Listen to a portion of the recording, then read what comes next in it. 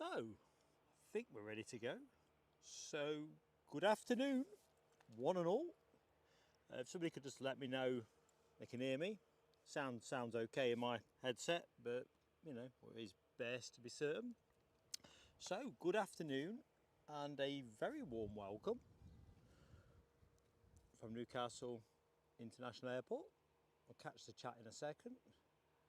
Spotted this Jet 2 taxiing back. As is my luck, I was just a couple of minutes shy of catching this one landing, but hey ho.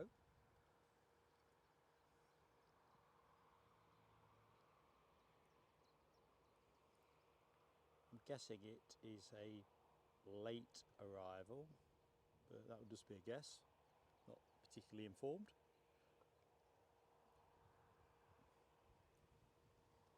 So I opened with a camera shot on the KLM Embraer 190 at gate 4, which is actually really unusual for Newcastle. So we'll get to see plenty of that pushback and turn.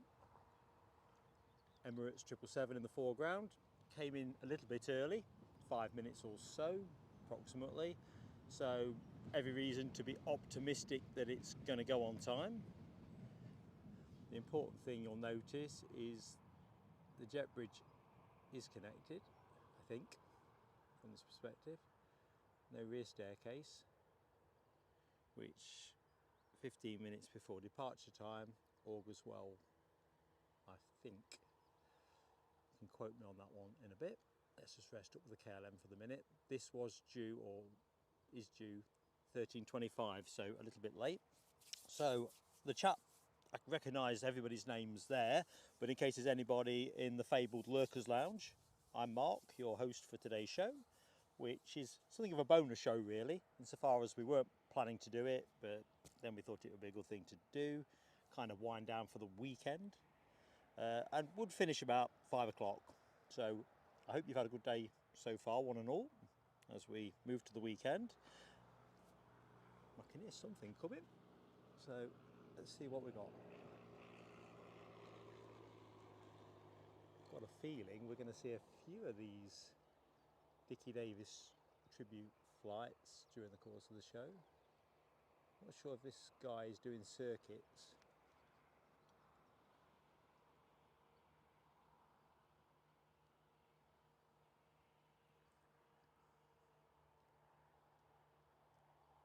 If they fly it, we film it. Just a case of me seeing it, as you all know. Okay, we'll just let that turn off a little way, a little bit hazy as you can see. Weather here is surprisingly nice as KLM is now pushing back. So let's just take a very broad shot there to rest on. So nice and dry at this end. Weather's much brighter. I've travelled 20 odd miles just outside the Morpeth area and it's overcast and not grand. I think we're about one of the few places in the UK that hadn't got good temperatures today. Met Office said 13 degrees for the show. I think it's about 15. No coat on at this end. I came with the beanie. Nell, take note. I came with my beanie, but that's how it was when I left home. And here I'm in peak cap. Give you a little bit of sky. There's some promise there, isn't there? KLM's just parted from shop for the minute, so I'm just going to leave us where it was. Wind speeds, same as yesterday, 10 mile an hour, 8.7 knots, those of you who like it in knots. Windsock, pretty much the same, isn't it? It's an easterly. Gusts will go slightly above yesterday, but we're talking about so slight as to be virtually undetectably different. 16 mile an hour, 14 knots. 38 movements during the show. Top of the shop, and it's an early opener for us, will be the Emirates triple. So chance to give our heavy emoji a spin. But we've also got British Airways, the KLM that we're going to see in a jiffy, Loganair, Air France, Ryanair, Eurowings, easyJet, Chewy and Jet2. And a couple of decent private jets as well. So plenty to look forward to. I think the first arrival in is a chewy arrival from a place that doesn't stick in my head. Doesn't narrow it down much, does it? So let's just remind myself. Enfida. I have no clue where that is. I'll expose my ignorance to the show. You're a discreet bunch, but if anyone can tell me where Enfida is, 737-800. That'll be due in at 13:41, so 6 minutes out. Quick chance then to dive into the chat. Let's just see how we're rocking and rolling.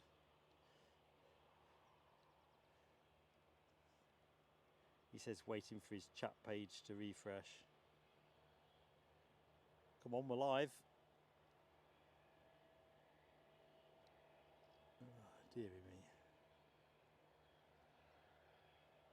Let's try it again. Sometimes you just got to try harder. Oops, tried too hard there. I had it and took it off. Right, so I think this is the top of the shot without me over scrolling. Alexandra Wood. Good afternoon, Alexandra. I think you might be the first in. As far as my tablet goes. Political bias. Hello, my friend. You must have a bit of sunshine at Glanton. Morpeth wasn't sunny, but I was just thinking it was a localised thing. Hello, Sue Major. How's Friday for you? Nell W. You must be very well thought of at work. Crikey, that blooming KLM's got out from under my nose. I should know better, shouldn't I, with KLM? They do not hang around. Anyway, Nell, excellent result. Friday starts now. Alibi 58. How you doing, buddy? Thank you for that clip you sent me. Really liked it. I think it's one perhaps we'll post at the back end of the show, actually, because I think other people might find it interesting. Well, those who like golf or unusual locations. Rab H, our cycling superstar. How you doing, buddy? Where am I? Keep going down. Crikey, you're all more punctual than I am.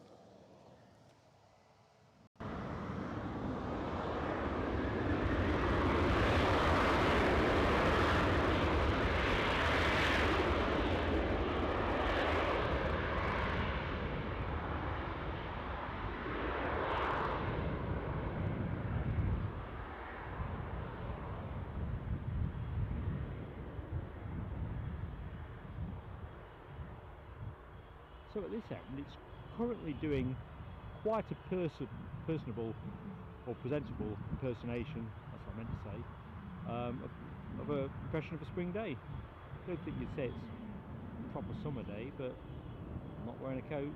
So let's just go back to the triple, make sure that one don't scoot out from under my nose. Anything's possible. Sam Thurlaway, good afternoon to you, Sam.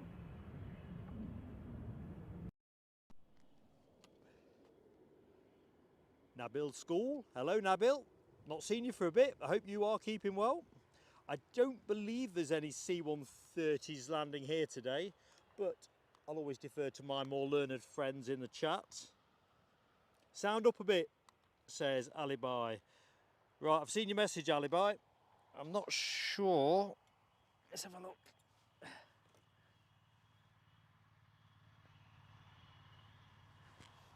We'll try that.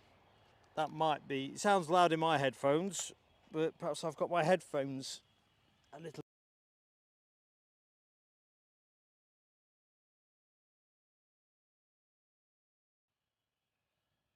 We'll see.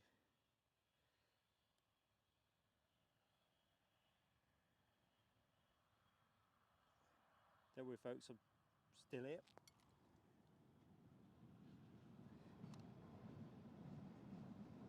Right, I'll look straight to the bottom of the chat. Alibi, can you call on the chat? Otherwise I risk making adjustments on top of adjustments. In fact, let's go bottom up now. Mad Matt, good afternoon, Matt. How you doing, mate? Andrew NUFC, hello, buddy. Weather looking good from now on. I think you're right. Next week looks stellar here. And Nell W is skate work, so they think you're still there. Excellent stuff. Andrew NUFC also got a flyer, 12 o'clock. Andrew, I'm pleased to be live. Delightful. I think I might be able to hear that incoming Chewy 737.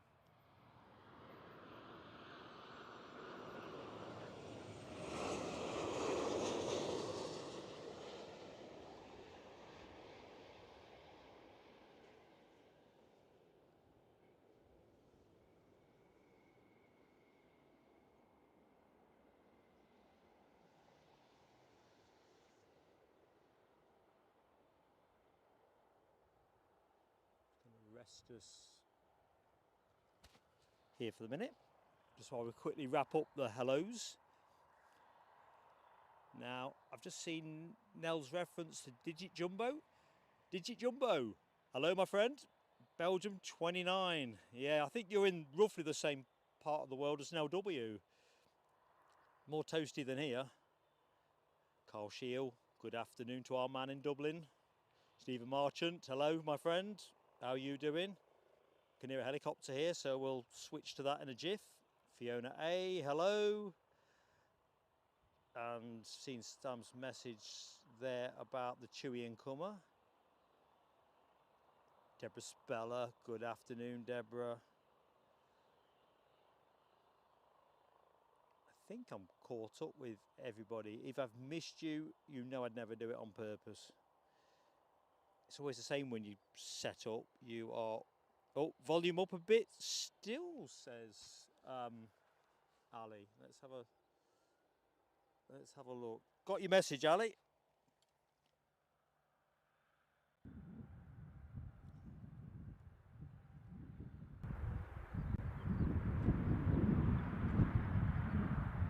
Might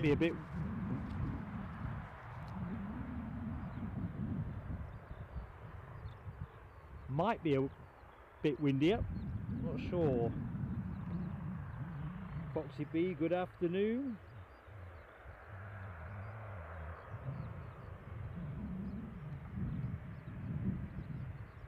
Yeah, I'm kind of curious about the sound. Oop.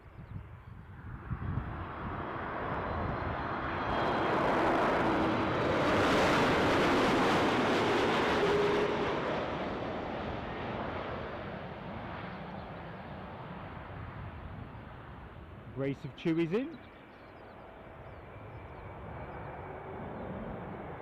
It's a shame really they've not thrown a Dreamliner in.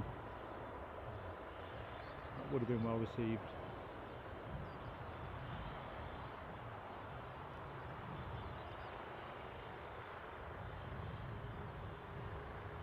Sound check, Alibi 58.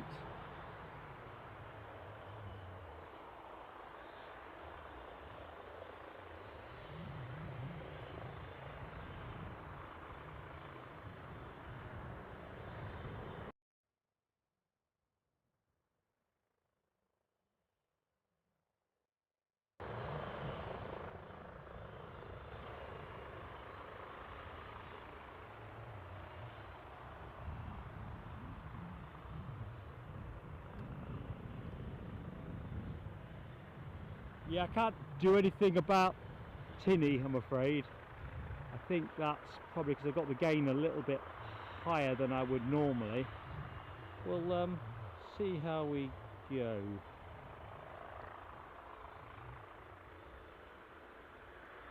Good afternoon, Jim Bevan.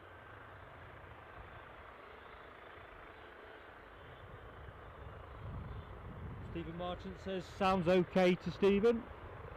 We're still working on the integration of the sound with our new setup, and I've kind of left things where they lay just before the show rather than try and fiddle with things on the hoof. Police helicopter I spy just showing.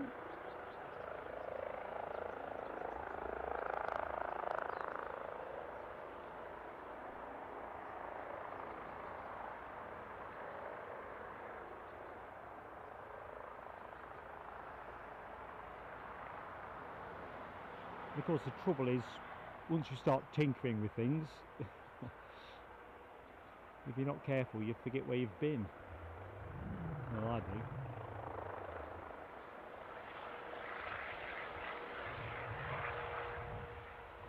Anyway, swooping out to right all the wrongs is Northumbria Police with their chopper.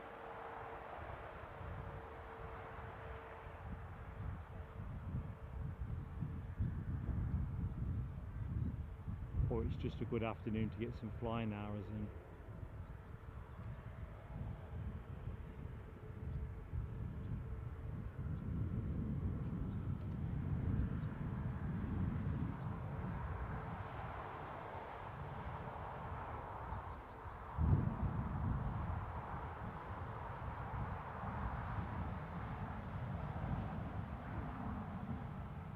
So I'm thinking our 777 should be pushing back pretty soon. I'd like to believe so.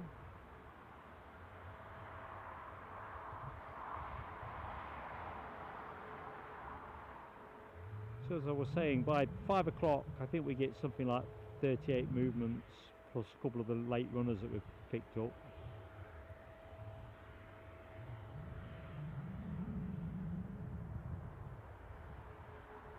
So there should be plenty to go round. Little chance of rain. Always smile when it says less than 5%. Do I like those odds?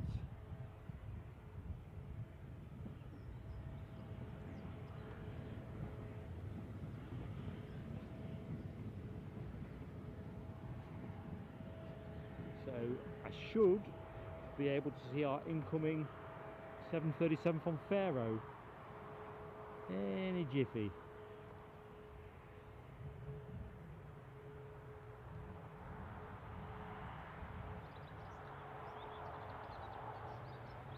Greg Hubers. Good afternoon, Greg. Hope things are going well for you. Right, time to move.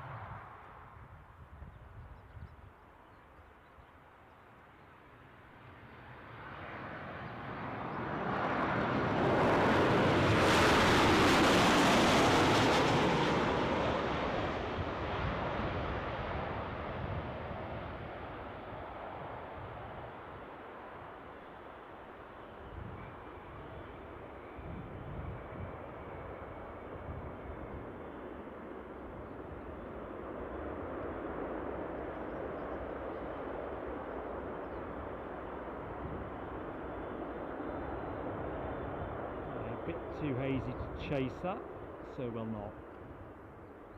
Let's see what Scotland's finest are up to. I think this is due out around 2:20.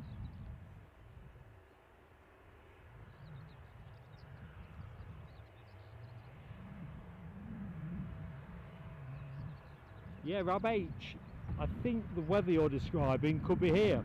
I think when I left Morpeth it would have been around 13-14 degrees, no prospect of sunshine. Here it's not bad, about a third of the sky blue, patchy but very serviceable.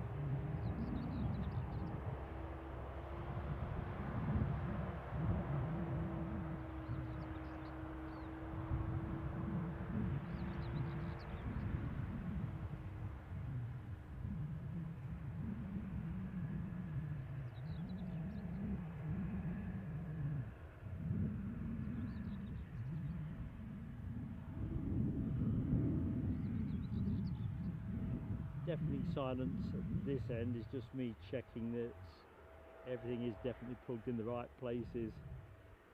So apologies if I've missed your message, but I'll try to get to it. Rub 810 miles yesterday, not looking at a bike today. I don't blame you.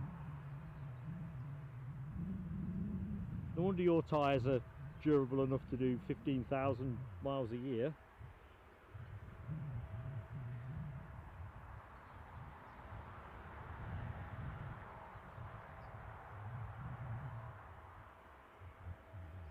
Sam Thurlaway says the US A320 not far from Newcastle Airport. Probably is by the time I've seen this message, Sam. Sorry, I'm just hopping about. Now I'm satisfied everything's plugged in the right places.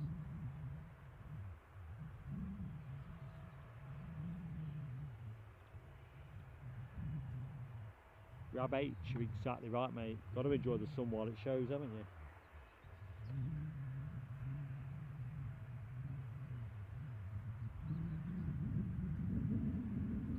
I just can't wait for this. Well, say this. This is this. The 777 to get moving.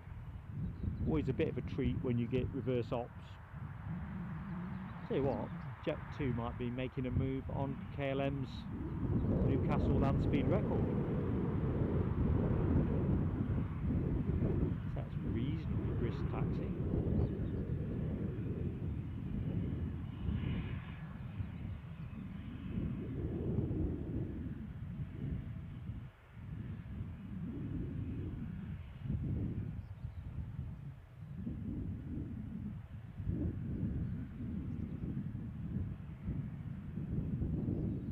Our way as well, by the look of it. Here's a turn up.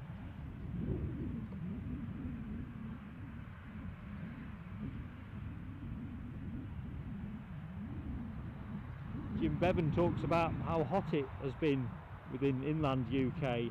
Isn't there some talk about thunderstorms? Not in this part of the world, I wouldn't have thought.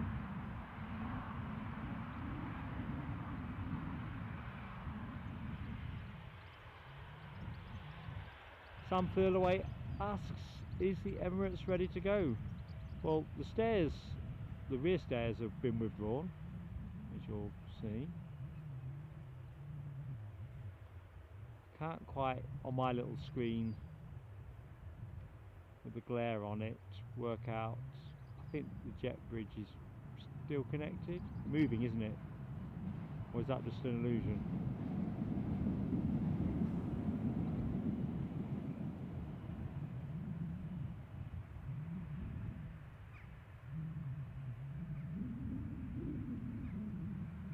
Very full flight, you'd expect it to be away.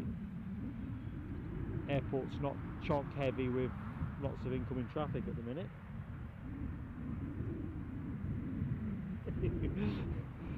No, Rob, but you buy tyres that will do 15,000 a year. That's impressive.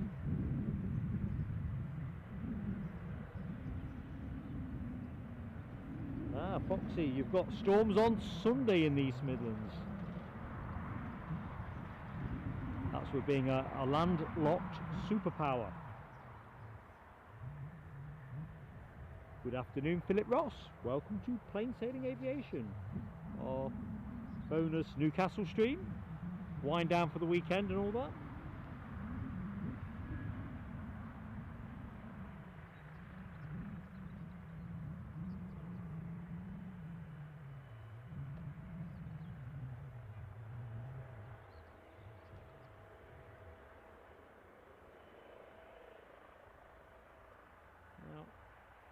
Here, what I think is another helicopter strumming away. They are cutting the grass, but I don't think they are deploying. Oh, here we go. It's me looking over there, being nosy, and the real game is here. So we should get some good sound off that.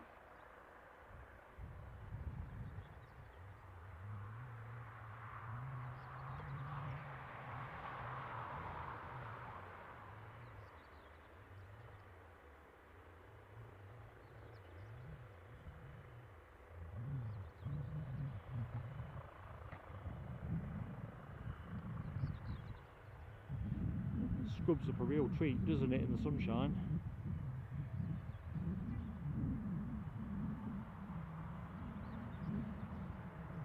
Keep meaning to look this up if it's actually in the public domain, but I'm curious about the occupancy levels on this flight. I mean, they must make it stand up to put a triple on the route.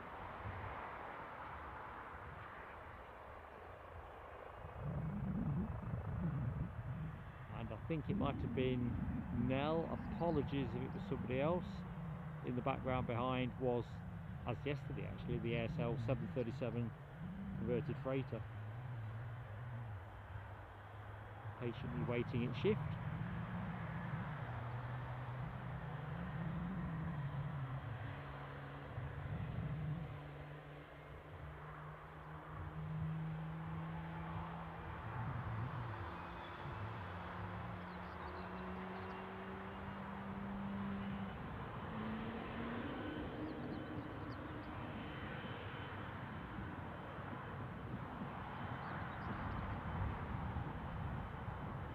it's a riot of acoustics. Train behind me. I think the helicopter's still whirling away.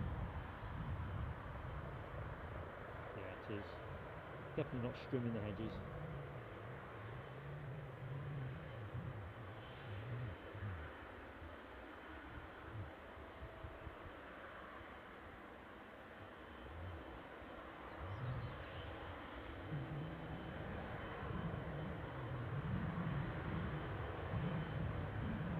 Can't believe we were blessed by the Royal flight 2 days running.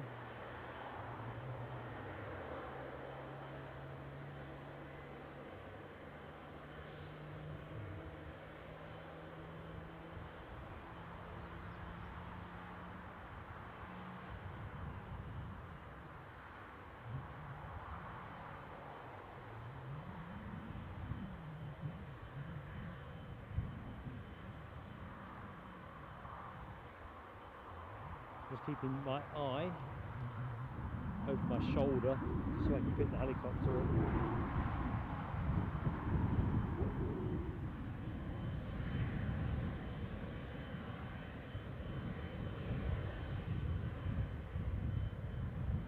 Mark Sanderson, welcome back to Plain Sailing Aviation, Mark.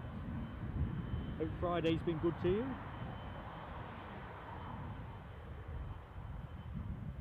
Oh, you flew on it in November, 90% full on that day. Well, it kind of speaks for itself then, really. As Philip Ross says, it's obviously very profitable then for passenger and cargo terms. Yeah, then business-wise, it's bound to stand up, I suppose. There's no sentiment, is there, in airlines?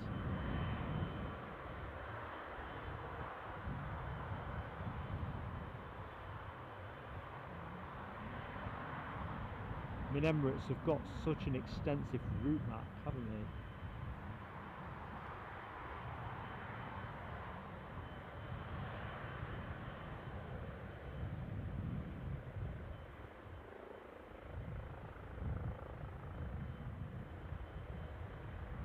Ah, just the police again. They must have snuck back in. I don't think there's two police choppers here.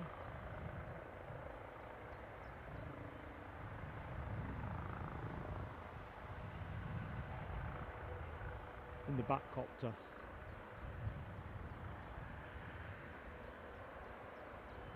We'll pull off this one as soon as the Emirates starts moving forward. Got my best eye on that one. It's all relative, of course.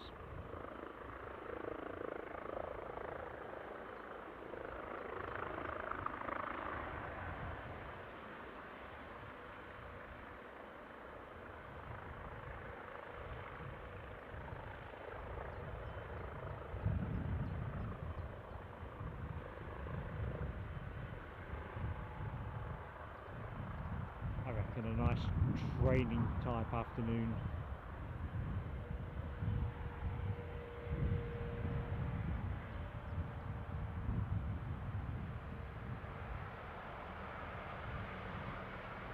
Hey.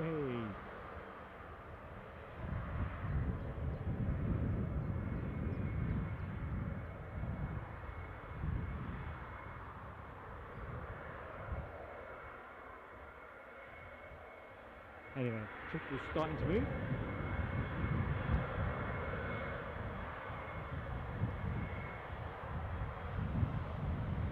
Rab H, see you next time, buddy. Thanks for dropping in.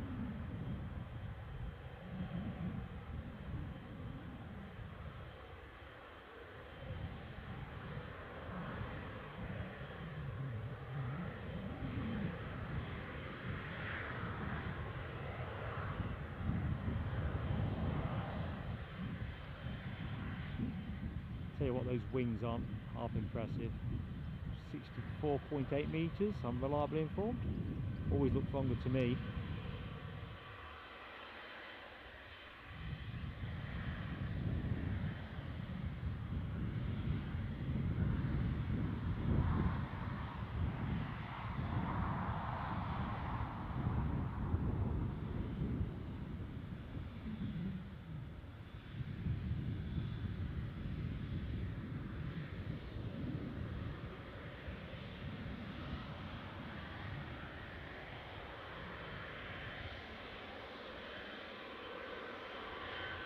It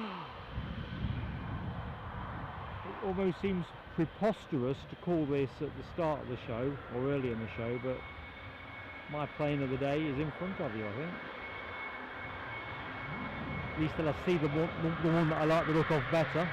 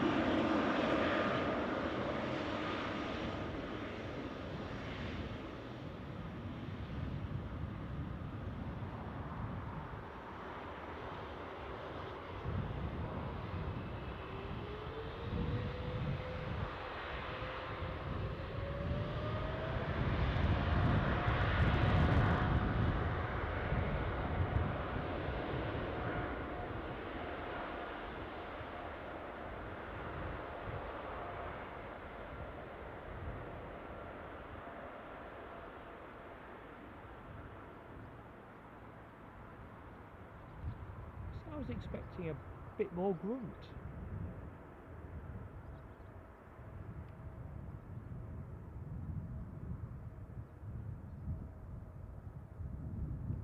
Anyway folks, as always, if you do like what you see, please do hit the like button, and if not yet subscribed, we'd love to have you with us. Plus you can pitch in with the chat.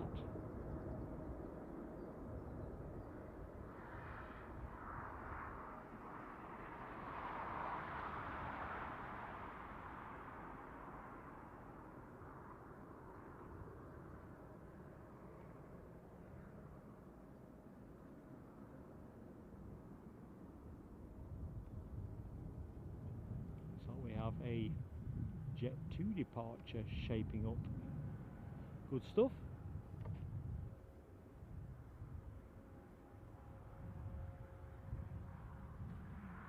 Mark Sanderson, I think it would be fabulous if we got Saudi here. I really do. I mean, not just from an AvGeek point of view, but you're right, a bit more hub route type competition, definitely.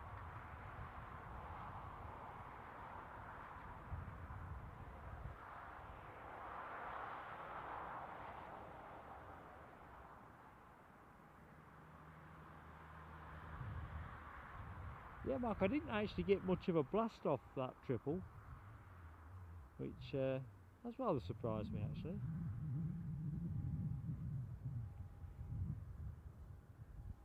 Something new every day. Well, looks like there's a few transponding, and of course we've got the Jet 2 from Mahon on its way here.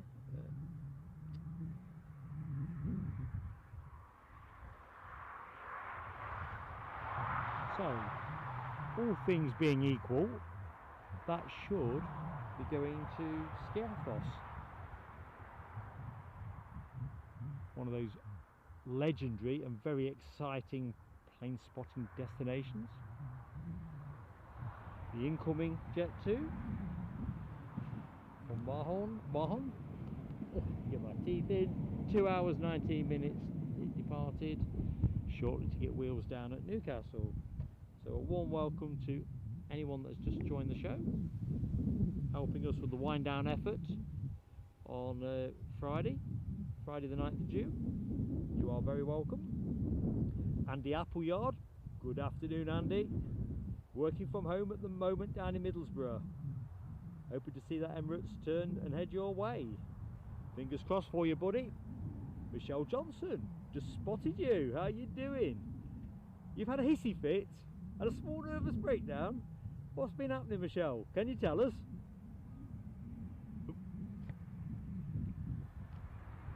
Jet 2, here we go.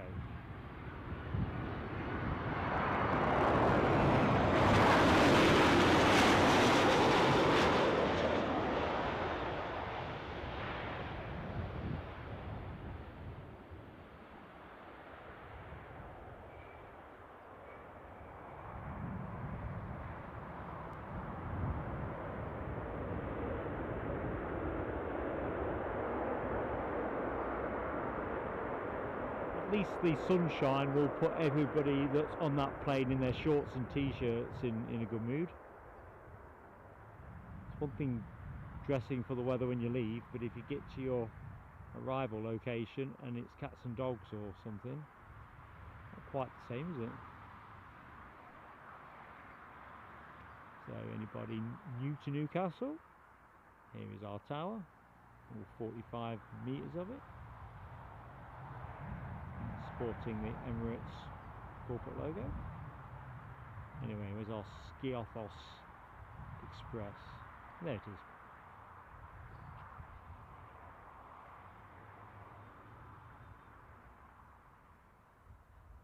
Tell you what, Mark Sanderson, that sounds absolutely awesome. I could just imagine as well. I bet it was packed as well, was it not?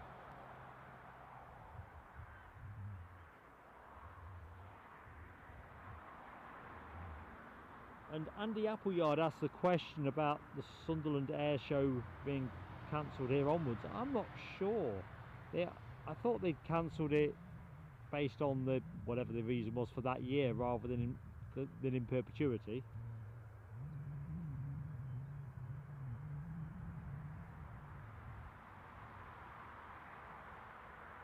Michelle Johnson. There's nothing relaxing, is there, about sorting stuff out online? Although I think I've gone on the show before to say one of those things online which was better than the paper version, for me anyway, was passport renewal. That was surprisingly better.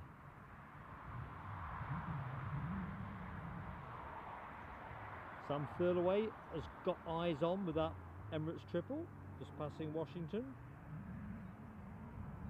That's Washington Tyne and Weir, folks, before you wonder about the malfunction that has taken it stateside. Thank you, Alibi, keeping me straight on the likes and subscriptions fronts.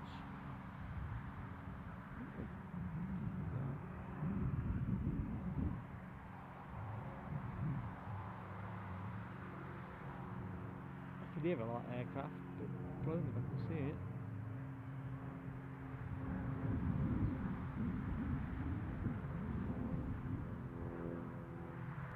Mark Sanderson, that almost sounds too good to be true. That is amazing, mate.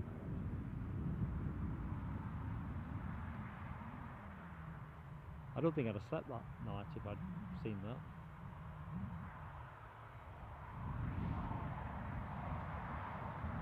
Just going to rotate the camera, folks. There's another Jet 2 that looks at a fairly, it should be at a fairly advanced stage of readiness.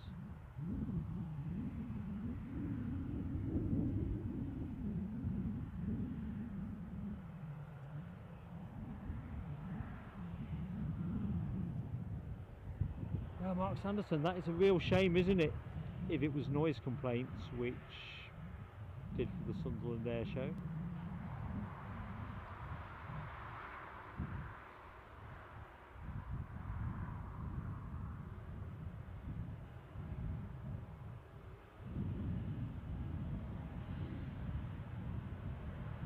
I've not been to an air show for years.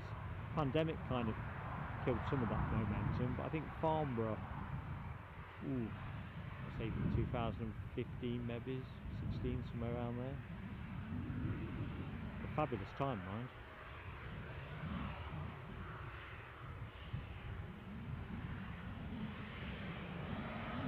Sam Thurlaway says Jet 2 for Malaga, not far away. Roger that, Sam.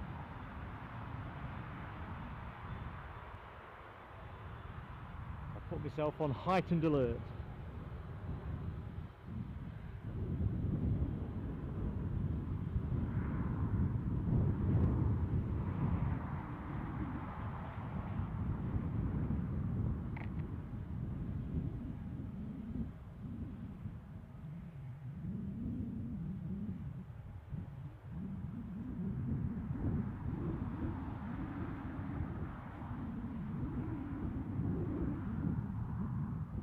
So mid-afternoon does tend to be quite dominated to an extent by Jet 2, but we've got a decent range of other tails aside from Jet 2s.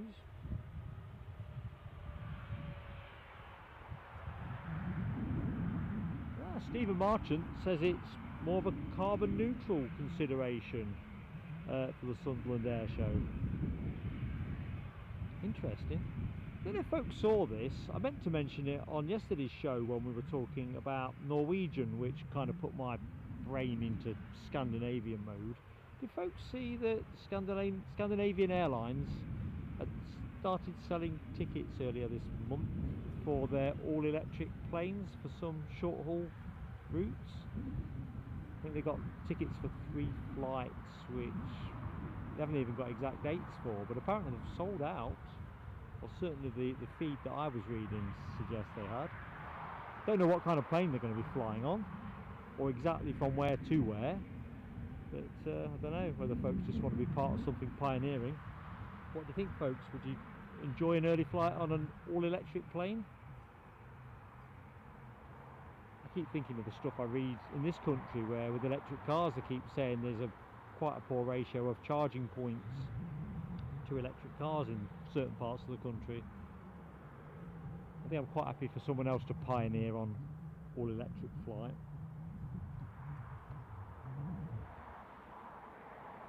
Dave Garbett, good afternoon, Dave. Sam also confirms Jet 2 from Ibiza, not far away. Good stuff. That's what we need, a procession of planes.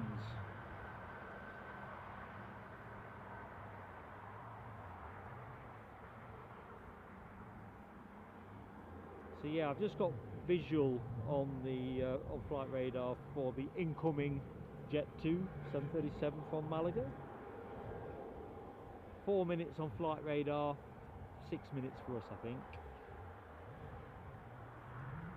Will be my best guess.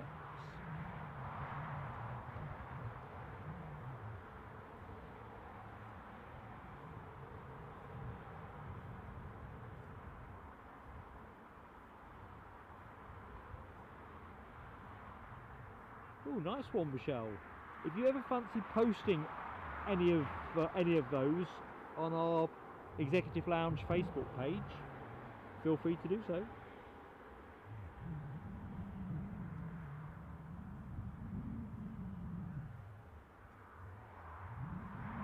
Foxy B, you with me then? No way you go all electric either. Yeah, I'm not even ready for that in a car yet, to be honest. As much as I'd like to reduce my carbon footprint, I'm still a bit traditional about wanting to get to the place I set out for.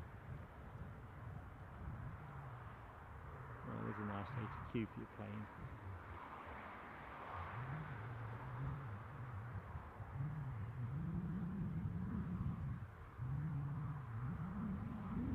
Jumbo says the next Paris Air Show, a couple of weeks from now, is going to be all about the electric aircraft.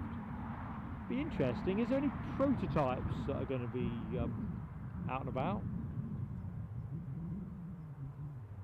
I think I've read something a couple of years ago about some kind of, was it a hybrid or like a solar powered type, I don't know, glider's too flimsy a word. I know there's a lot of people working at this, but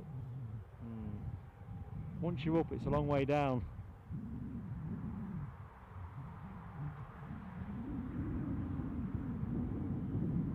Tony McCall, got an electric car.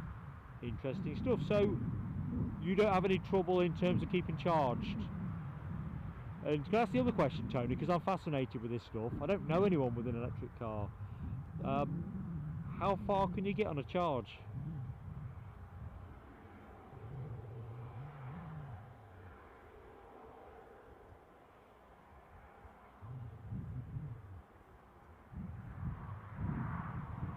I've always got this notion as well, if you think about rechargeable batteries, how they lose charging performance the more you use them, and I'm kind of wondering to what extent performance tails off with a car battery.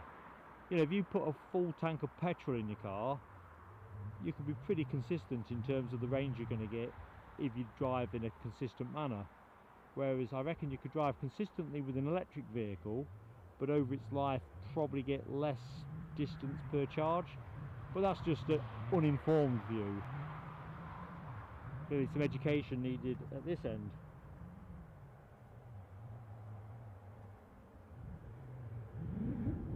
Michelle, do not muck up your SD card or your precious photographs.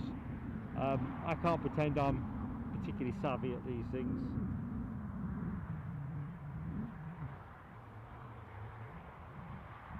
So next interview will be Jet2's Malaga arrival.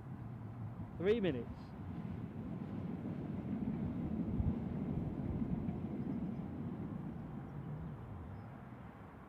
Good afternoon, Bruce. Very droll, Bruce.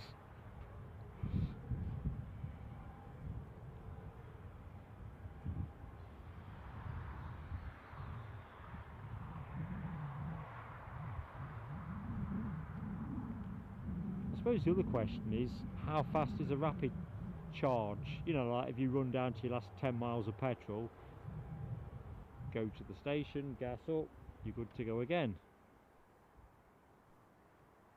I mean, don't get me wrong, that's just a lazy habit. These days I'd never let myself get below half a tank, so I'm sort of not in that space anymore, but I've done it before. RCC, good afternoon, just spotted you, RCC.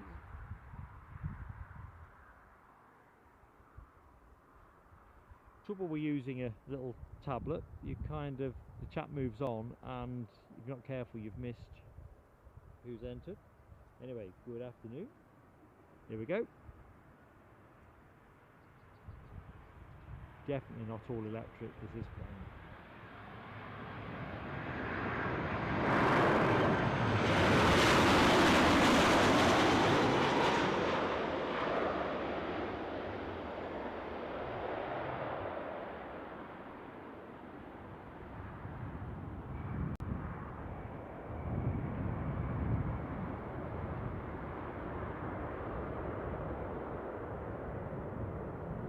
So, another one just behind this from Ibiza.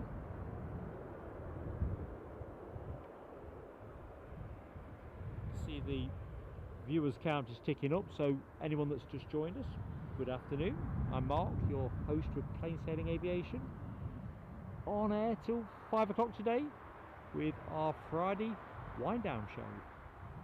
So put your feet up, make sure you've got refreshments, watch the planes roll out with friends. That's essentially it. Forecast is set fair here.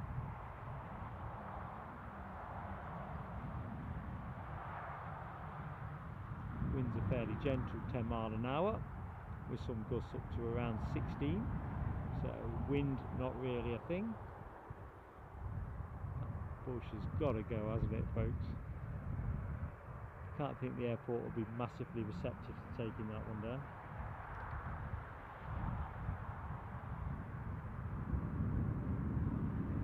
Yeah, Alibi 58, for me, I kind of think I'd have to have a hybrid before I went all electric. Might just because I'm a little bit cautious in my thinking, but I just want to know I've got a decent fallback.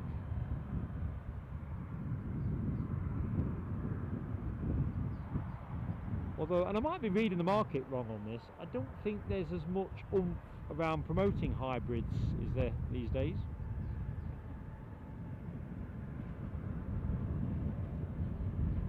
Aviation Adam, good afternoon Aviation Adam, just spotted you in the chat.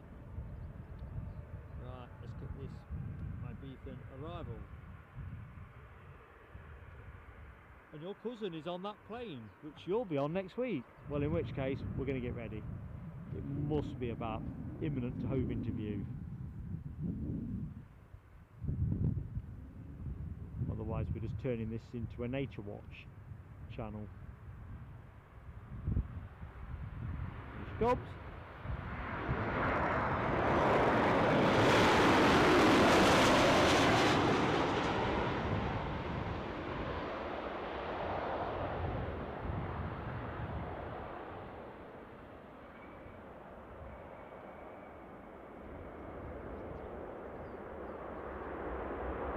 Well, that looked pretty gentle on the tyres, certainly as far as I can see in my viewfinder. We'll pick that one up in a minute. Let's get the Malaga inbound, be a bit less hazy.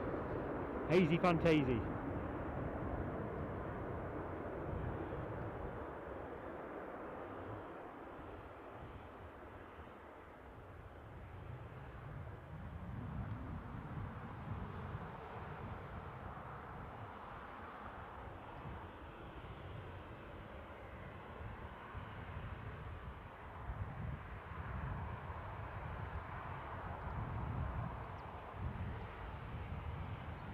Yeah, Mark Sanderson, I don't know what the truth is in all of this. Do you remember when diesel was the hot ticket? And in fact, I had one myself, a Citroen C4, which I only paid £35 a year road tax on. And you know, even at the time I thought this seems a bit improbable. And obviously the emissions thing has, well, it's not covered the manufacturers or a lot of the manufacturers in glory, has it? But the essential point is, what's fashionable today doesn't always stand up to scrutiny, does it?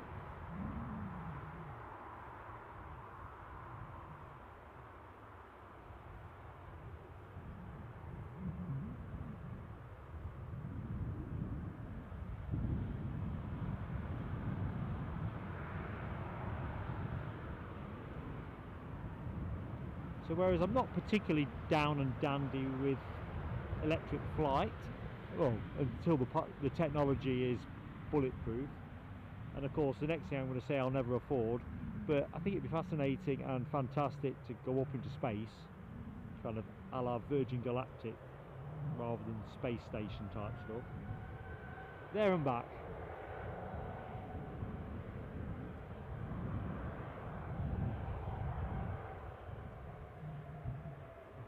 Tony McCall, actually, you touch on the essence of this, and it's like any balance sheet, isn't it?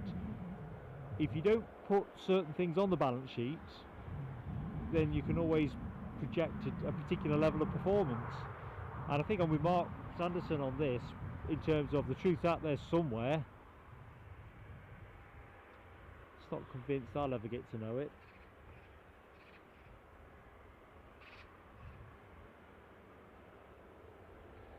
Mark had a Focus EcoBoost 1 litre engine, 20 quid a year to tax, and yeah, then they moved it all. And you're right, I'm running around in an Audi A1, and that has, my pension tax, that must be 120 quid or thereabouts.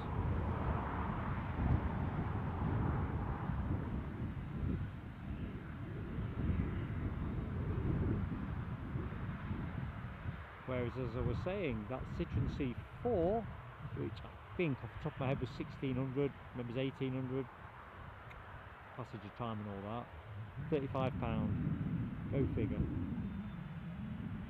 I suppose you can extend the argument, and we'll stay out of controversy, because as the channel's motto is no politics, only politics here are political bias. But it's a bit like solar panels and the economics around solar panels and the extent that they incentivise solar panels.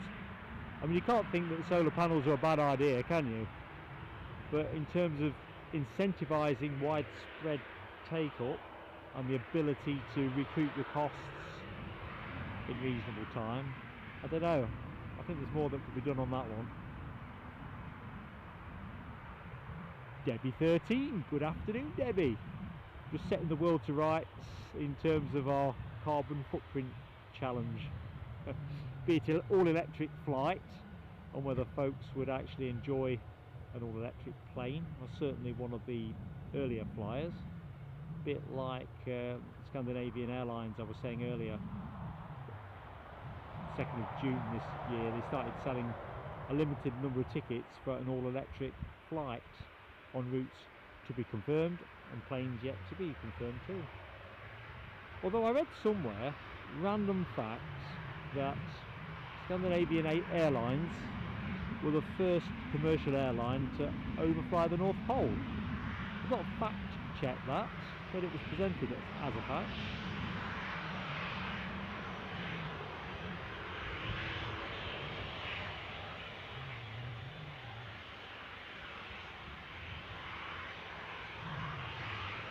So this plane off to Scarecross.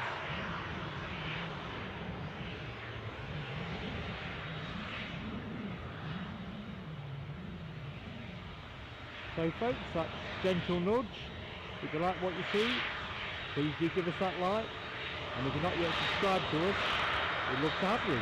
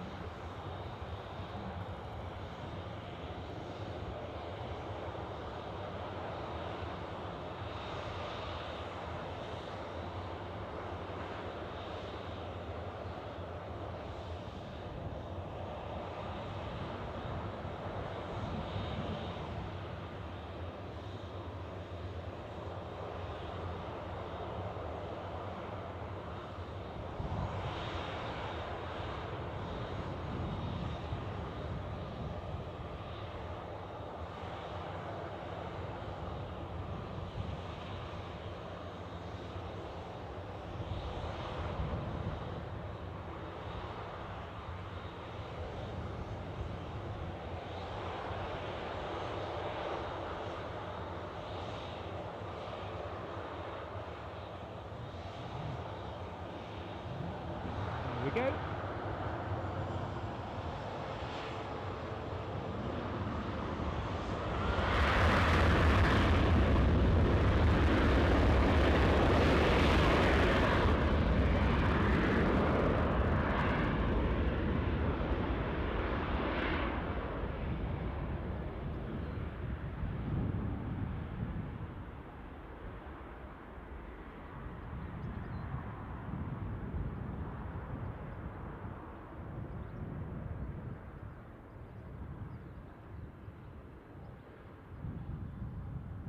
Looking at Stephen Marchant's comment about biofuel, I think that's clearly the way everybody's going at the minute as part of their demonstrating their carbon reduction strategies.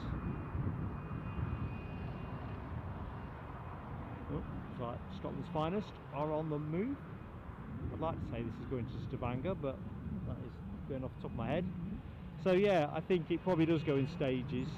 I can see a hybrid plane before I see an all-electric plane. Thinking about the logic in our conversation about cars. It's a bit like a pilotless plane, isn't it? Would you feel safe with a pilotless plane? We all know the technology is pretty ace, isn't it? I mean, drone pilots are very skilled individuals. And that's somebody holding a joystick back at the ranch. You're probably going to get to a point where artificial intelligence will negate the need for that kind of direct hands-on. We live in interesting times, no question. I just need to be 20 years younger, just so I can see how it all works out.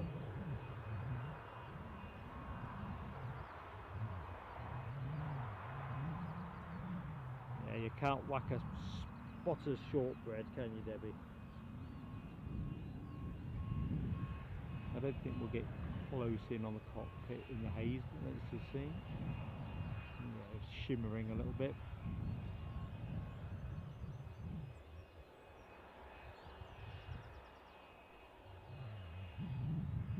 It's definitely turned into something of a pretty nifty afternoon here.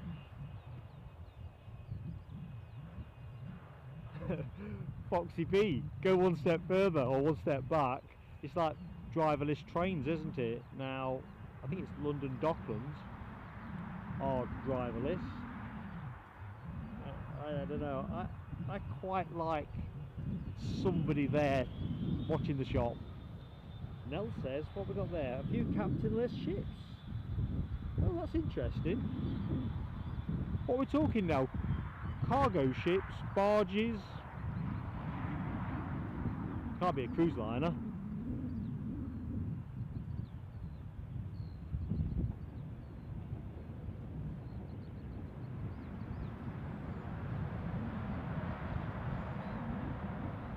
But then let's take the argument or conversation full circle. You know, when we talk about electric cars and whatever, it's a bit like driverless cars, autonomous vehicles and all that malarkey.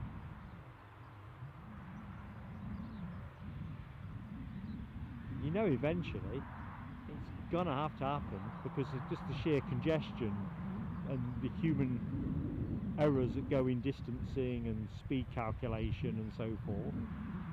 You can see it coming, but then if you think about what you pay to get your car currently serviced, and imagine you had autonomous driving kits, can you imagine the extra costs that would come with calibration and your sensors and stuff? And then what about the people who don't get their cars serviced, whose calibration kit is all slightly out of whack? As I say, I need to be 20 years younger so I can see how it all works out. I mean, there was something on the front of the paper the other day, folks in the chat must have seen it, about artificial intelligence. And the experts saying that in 2 years, basically, mankind could be in some form of jeopardy. Where did that come from? I mean, it does sound like an Arnie Schwarzenegger movie. But how do we get to within 2 years of such a scenario?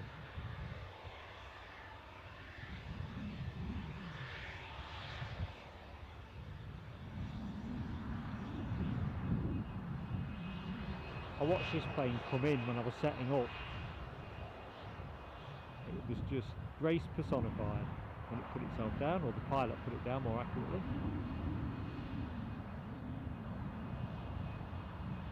And a good view of the cockpit, or a quarter of the cockpit, could have been parking his car on his drive.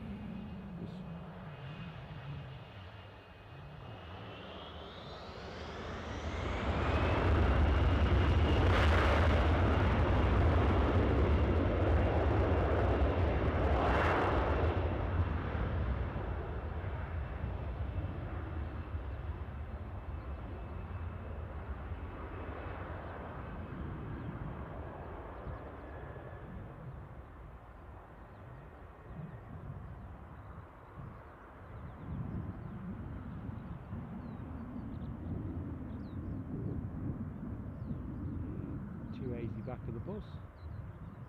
It's a blessing we've got reverse ops, so they were coming in that way. Wouldn't be quite as good visually. Rough with the smooth. Let's see what's going off here.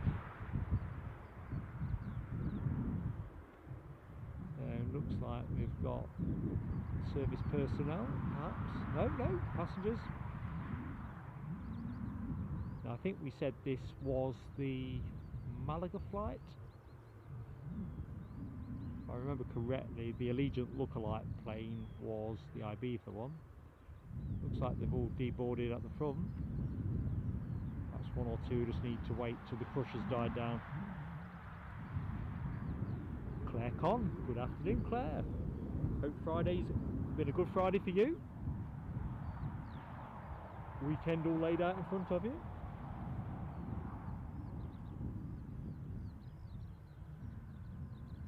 Nell says barges. Interesting. Because everything scales up, doesn't it, when you think about it? Plus the times, I know it's not very common, but when there is a ship that bashes into a quayside or another ship, and there's a captain on the watch, and you think, well, how did that ever happen?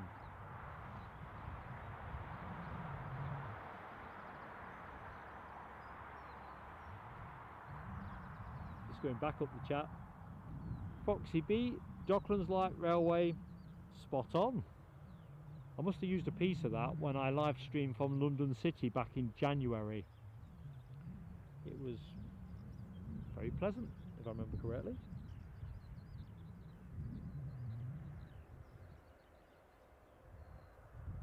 Sorry Mark Sanderson, I've just appreciated you've left. But anyway, thanks for your support and dropping in, mate. Catch you next time out. Always the next time out. Aviation Adam, I don't know, mate, but at least I know what your plane's going to be. So if that is you, then we'll catch it. I'm not that far ahead. So long story short, and we'll cover this at the back end of the show. We're planning to stream tomorrow. We'll publish times and all the rest of it later, but that's going to be Newcastle. We are going to Edinburgh next week to do some streaming from there. We just haven't got the date to publish yet. We know when we think we might do it, but we're still a little bit short of being able to tell you definitely. If I remember correctly, Tony McCall says that it's the Highland show next weekend, which would kind of preclude the weekend for us at Edinburgh. Certainly they're running 06 operations, because we normally go on the showground. So we're just having a bit of a think, Adam. So you are in my mind. It's a scary place in there. Lots of space, not very stacked with stuff.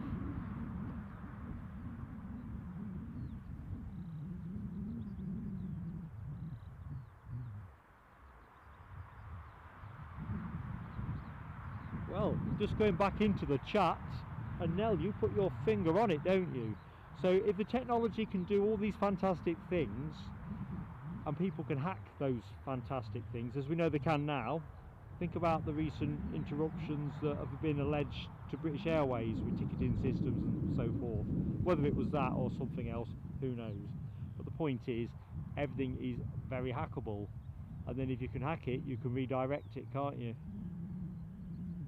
I think I saw a programme a couple of years ago, I'm sure I didn't dream this, it's too fantastic for my dreams, about it being possible to hack a car, a modern car, and activate the brakes remotely and stuff like that, or flipping it over, switching all the traffic lights out of sequence, so essentially you go through on green and everybody else is on green.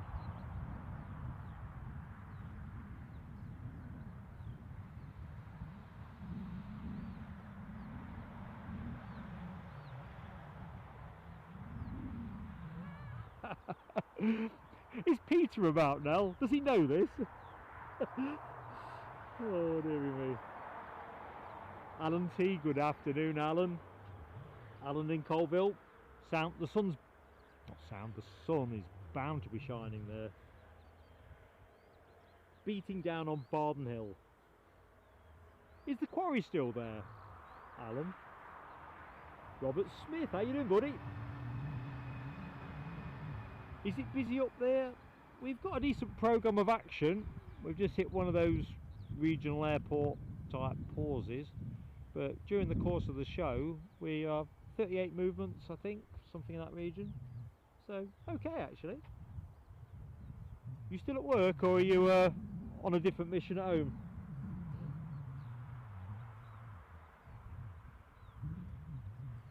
Don't worry, Claire Con. We will be putting something out in the next few days that will tell you exactly what Plain Sailing Aviation will be doing in Edinburgh. So hopefully you'll be able to join us. And Michelle enjoys it too, so good stuff. If I was going to be really picky, and of course not being rained on or electrocuted by thunderstorms is probably top of the list, but I would like to see a return to runway 24 at Edinburgh. Get some westerly winds on. It's just fantastic standing Kirkliston side.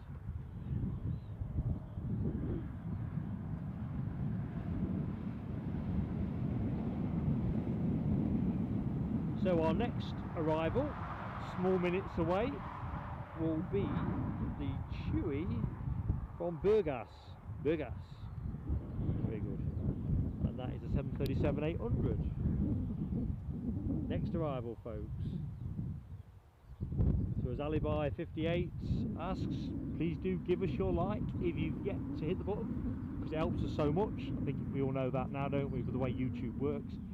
And more importantly, we'd love to have you with us. We're only a small channel, but a growing one, and subscribing doesn't cost you a sausage either, so it's kind of win-win really.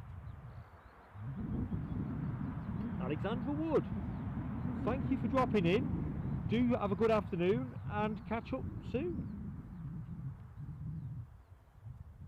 Oh, the quarry's still going, says Alan T, at Barden Hill, which is kind of near to my old parish. Got a 50-year licence extension. Crikey, I'm trying to imagine what the perimeter of that is now, or where it's moved to.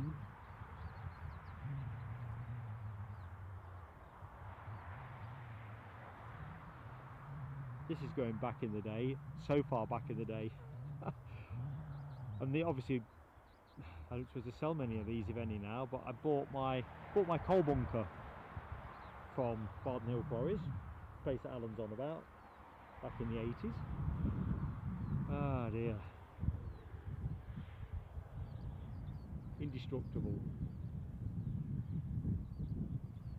Claire Con, it definitely is the case that the long haul routes are picking up. I think Air Canada are back there now. WestJet, definitely back there. United Airlines and Delta both adding additional routes on. I think United might be on, and I stand to be corrected by Alibi or any of the more knowledgeable people in the chat. Yeah, I think it's United do 4 a day. Delta were on 3, I think. Maybe they're on 4 now.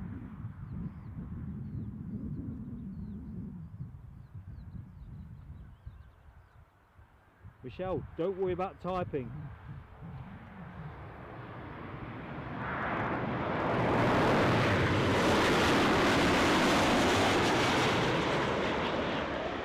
So here we got 737 from Burgas. Yeah, Michelle, just kick back, get that kettle on.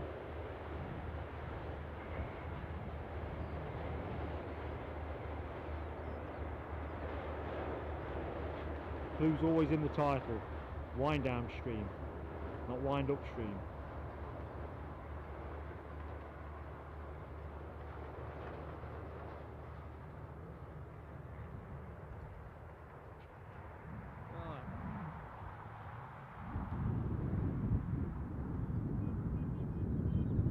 easyJet from Bristol, next in, having departed about 40 minutes ago. So we have continuity of action.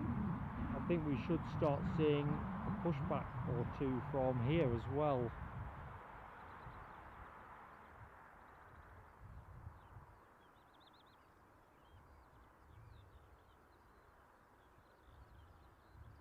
Michelle, I've not set the date yet for Edinburgh. It will be within the next week.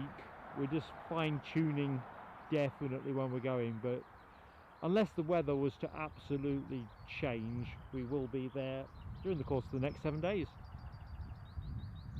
Looking forward to it. Feels like we've not been for a bit. I don't know if that's just, I don't know, me losing track of time.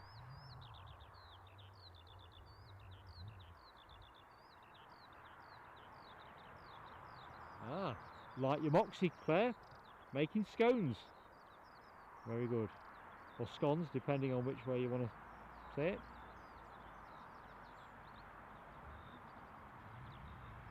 What time are they coming out the oven? That's a bit hazy, isn't it? Let's pick that one up when it gets a bit nearer. Let's see what's happening over here.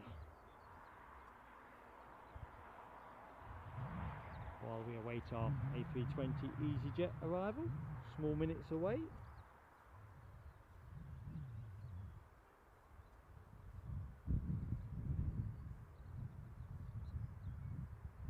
Ah, Claire, Kansas City. I'm assuming that's KC. Clyde Wotton. Good afternoon, Clive. Clyde. I called you Clive yesterday as well, didn't I? The font is so small at this end, you just got to take pity on an old bloke. Clyde, good afternoon, mate.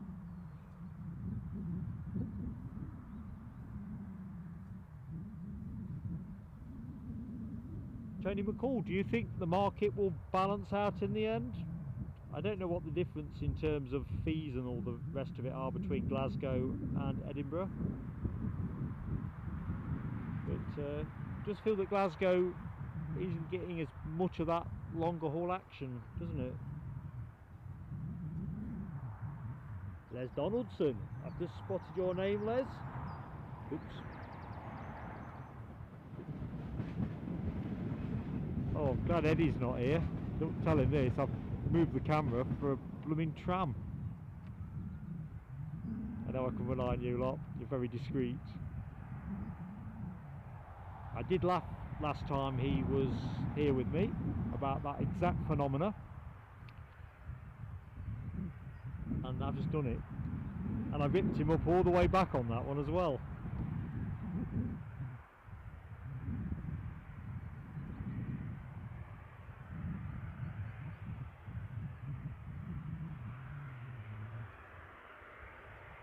Reminds me, all being well, Eddie will be joining me on tomorrow's show, so anybody who appreciates Eddie's dulcet tones on co-commentary, he will be with me. He's just got a couple of loose ends that he needs to tie up.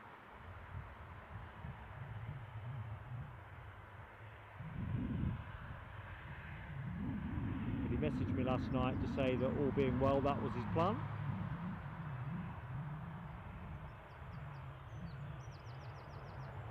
It's one of the reasons really I've gone with a Saturday stream rather than a Sunday stream, because he said it's easier for him to do a Saturday.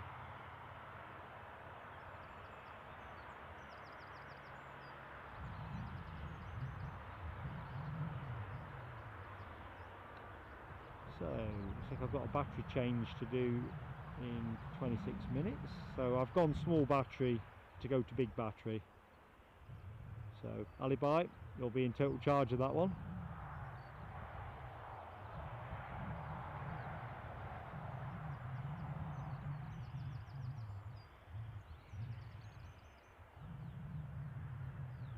With the temperatures here this afternoon, I can't really claim that any fumbling is down to cold fingers. Well, I might try.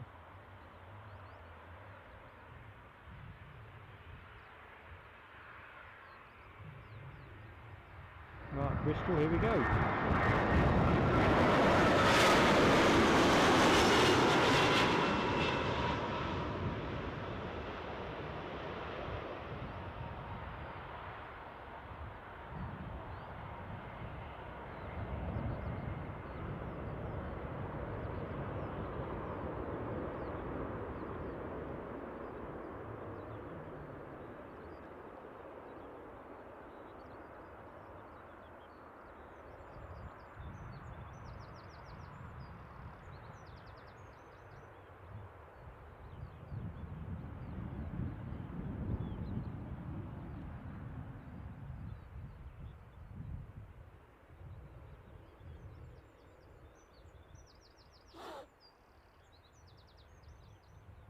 It's not one of those insects that Eddie claimed was a spider the other week, but it wasn't something I was welcoming on my face.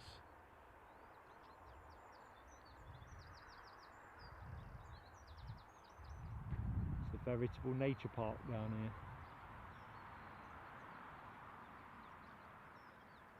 We'll pick that one up in a minute. Bit too hazy fantasy.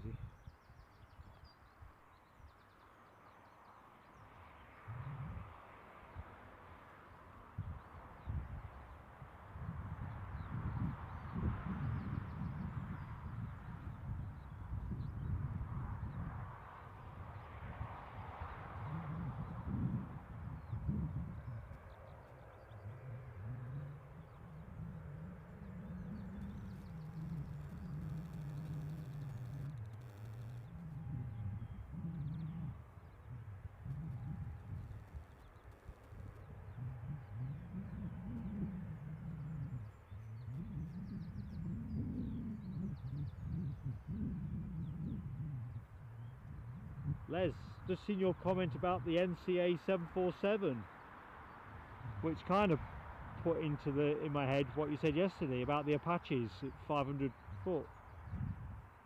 So jealous of that, man. You've got a great spot.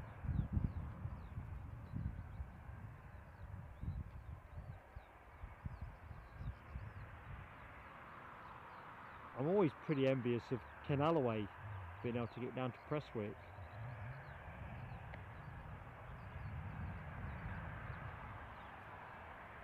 Heathrow it's not, but in terms of the interesting, it's in a league of its own, I reckon.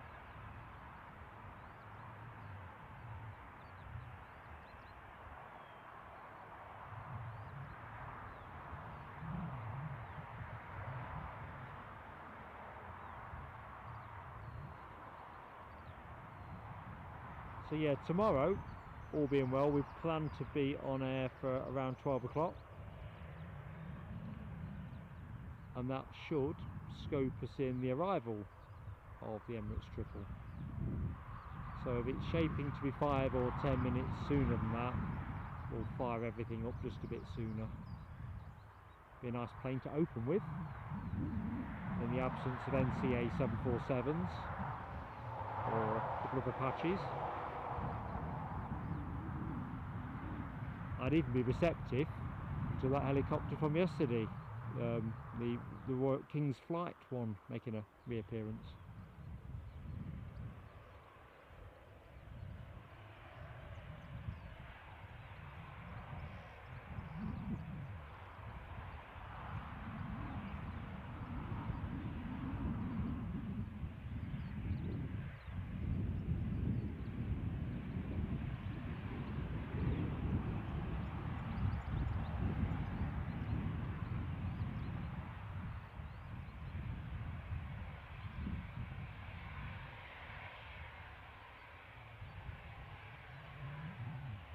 So looking at the options for this, I think gate 1, I think it's just going to go straight on.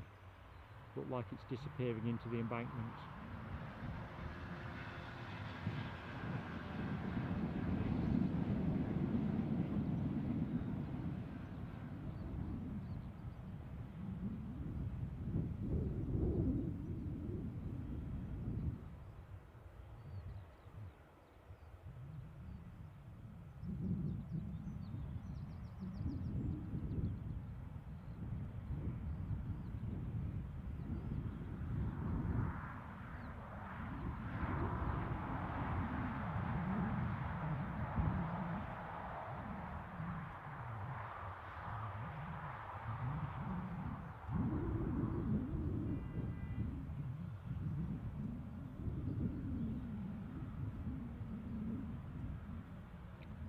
that looks like that's exactly what's happening.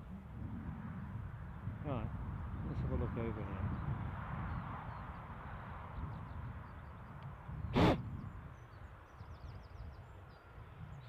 Just me keeping the crawlies under wraps.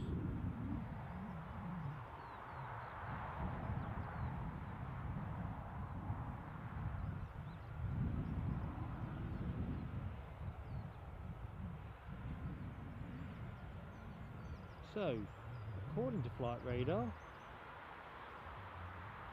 just seen a blue tail fin push back, and sure enough, Jet 2 are off to Bodrum. Bodrum? Bodrum, yeah. There you go. So that looks to be nailed on as our next departure action.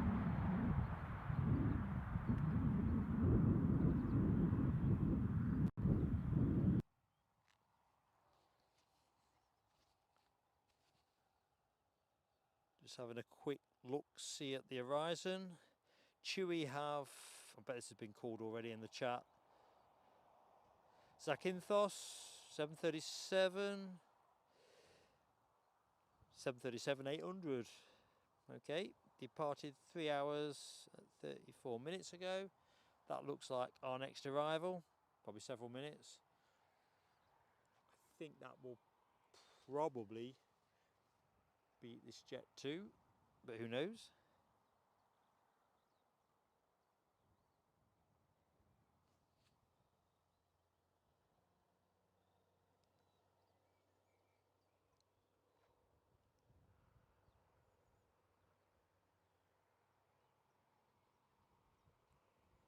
Still inching its way out. Is this 737?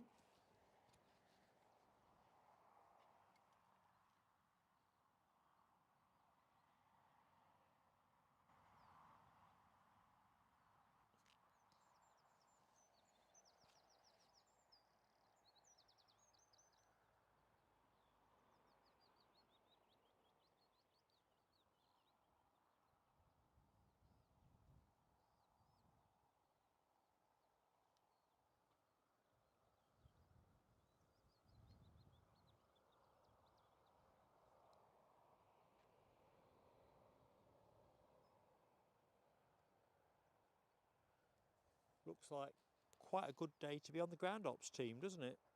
Sun, not too windy, zip, prospect of rain.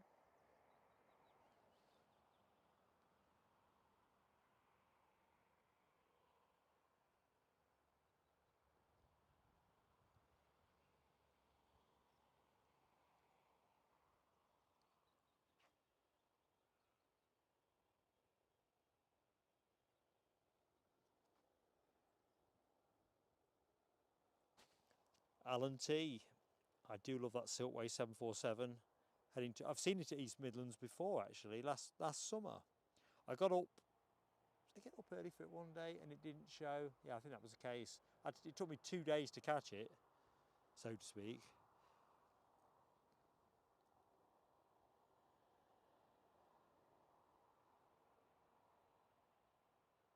Yeah, Nell, I think lots happening on the ground. We are shaping into that window, definitely. You kind of got to stack them up before they come back out.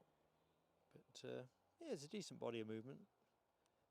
It's always the challenge with regional airports.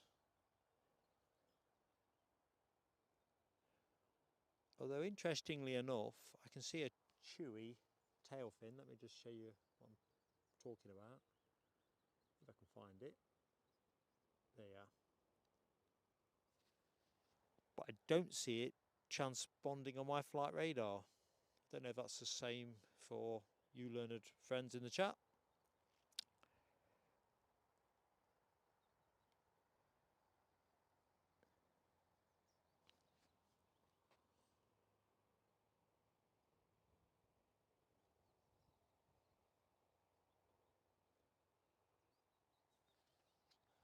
So we'll stay with the Bodrum bound Jet 2. At least for the moment. Once Chewy reveals itself in its full glory, but don't seem to have the transponder on yet as far as I can tell.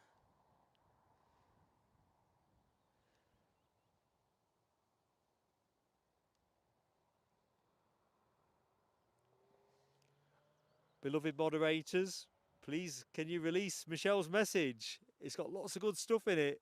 Refreshments galore from what I can see. Well, why can't I release it at this end?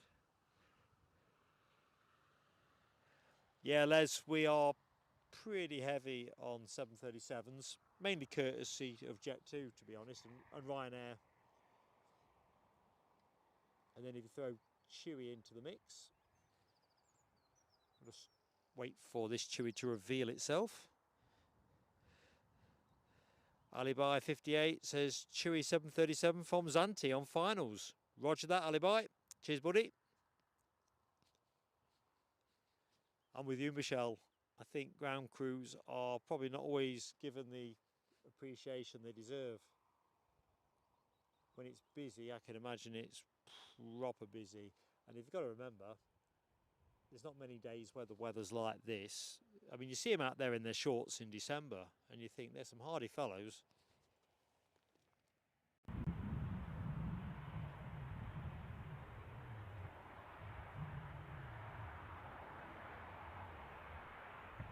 Is this shorts? Let's have a look. Bit hazy, but yeah, shorts.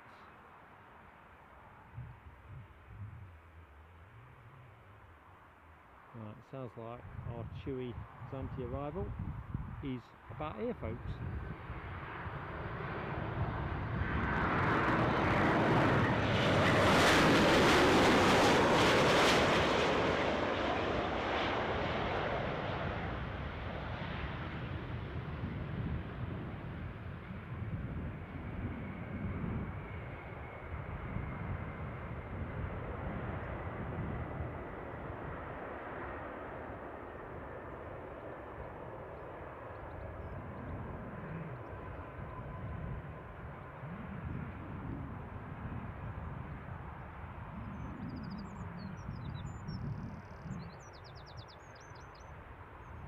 Pretty civilised time of day to be returning, isn't it? Home for tea. I'll pick that one up in a bit. I think we get a cleaner shot of the one that wasn't transponding.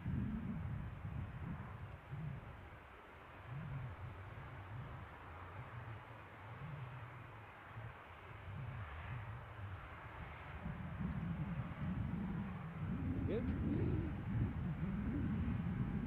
Michelle, don't apologise. I have no clue why YouTube withholds messages like that. They're a pretty friendly bunch of emojis. Yeah, it is plenty hazy, Fantasy, Les. That is definitely the downside with shooting down the runway, which will be another boon for us when we get back to Edinburgh. Bit more left to right type action, sort of half the hazy Fantasy.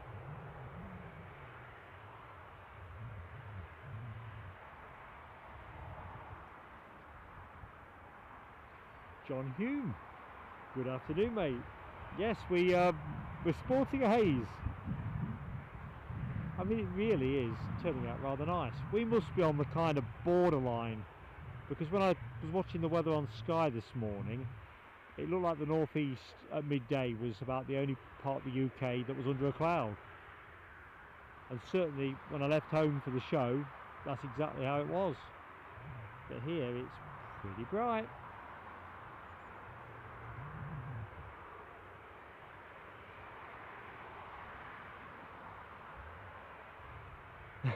Yes. I think the grumpier looking planes are the ones that they seem to have too many of that need a repaint. So when they're all in mint condition, look pretty nice. But we've seen a few, haven't we, that look like they've had tougher days. Most definitely. I think Mrs. Patmore, the Dreamliner that comes through here fairly regularly, definitely needs a trip to the paint shop. But I think it was you, Les, that was saying how awesome the 7.8, for example, would look in a Britannia Retro. or even the 7.3 for that matter. I can't believe somebody at Chewy hasn't thought about the benefit of some selective use of retro liveries. Just creates a bit of a buzz.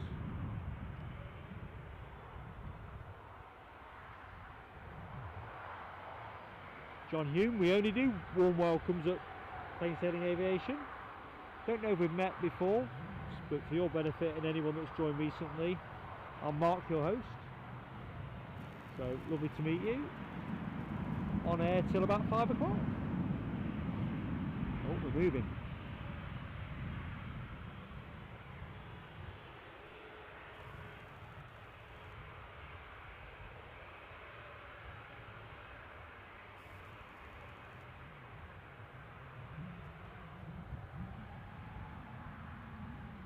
So, if I've got the right Chewy plane, this is off to Enfida.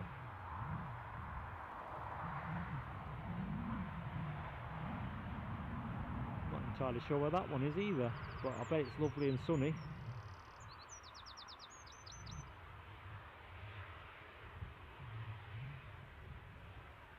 "10 minutes on the cam. I think we'll go for a battery change once we've waved this one off.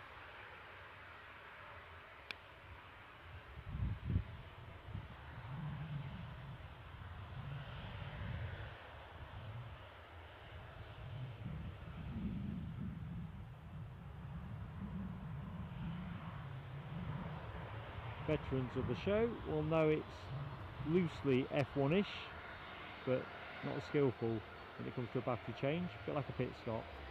Ali Bai will be on the lollipop stick, and I'll be the one making a meal of it.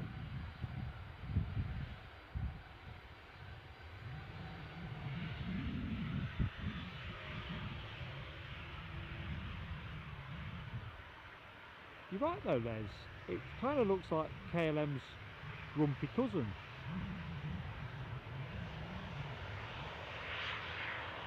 Possibly even surly.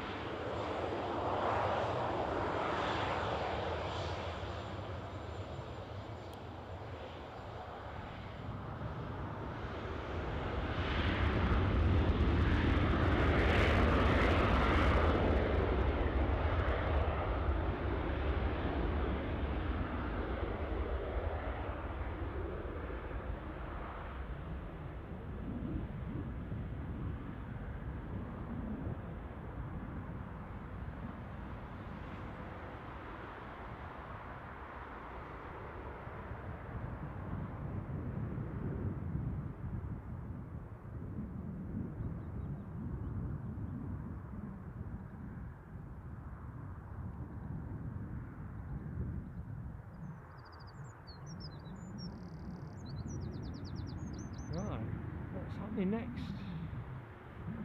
Looks like this Jet 2 is next. Right, that battery change, I'm going to do it.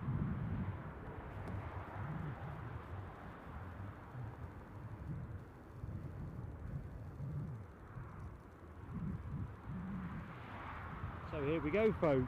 Usual drill. Screen will go blank, and then hopefully I'll get you back. So 5, 4, 3, 2, 1.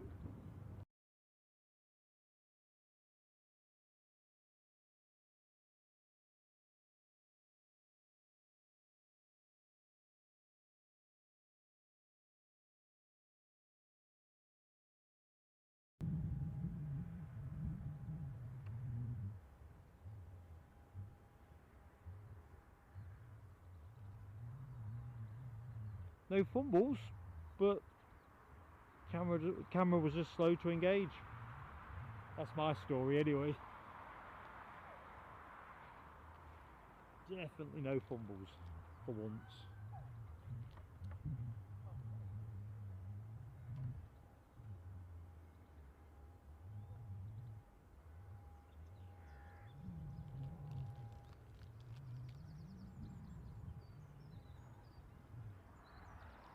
Claire Con, it sounds like you've got your hands full.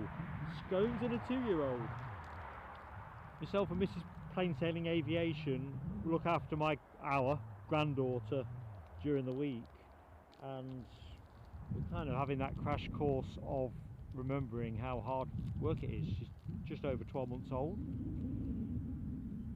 and I know with grandparents you kind of hand them back at the end of the day, but boy, it's definitely put a bit more life back into us.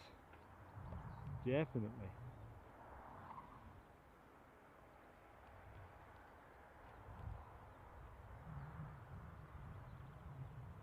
Ryanair, good afternoon, buddy. Got to be sunny in Berlin, must be.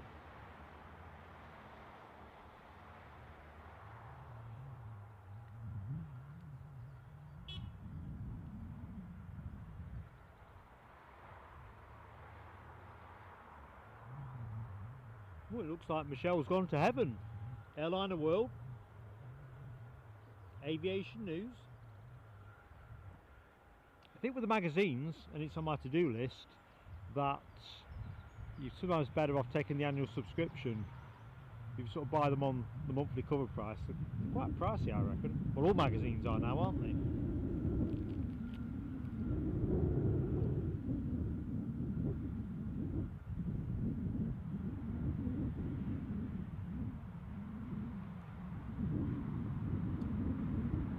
I'm not kidding you, Ryanair. Nels said it was 29.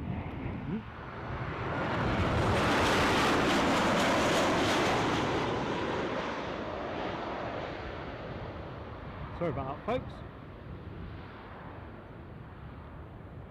I said wind down Friday. I didn't mean I could wind down.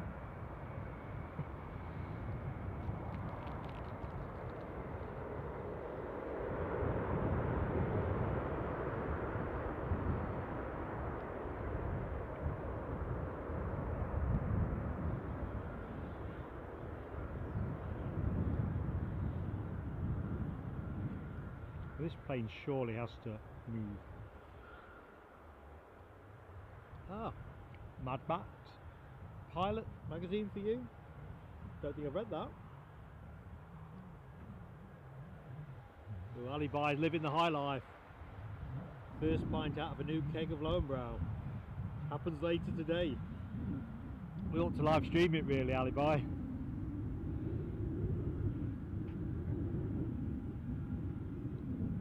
I bet it'll go down a treat. Foxy B, I think that was my point about magazines. I thought, every periodically I'll buy one, but then I thought, actually, I'm probably better off just taking the annual subscription.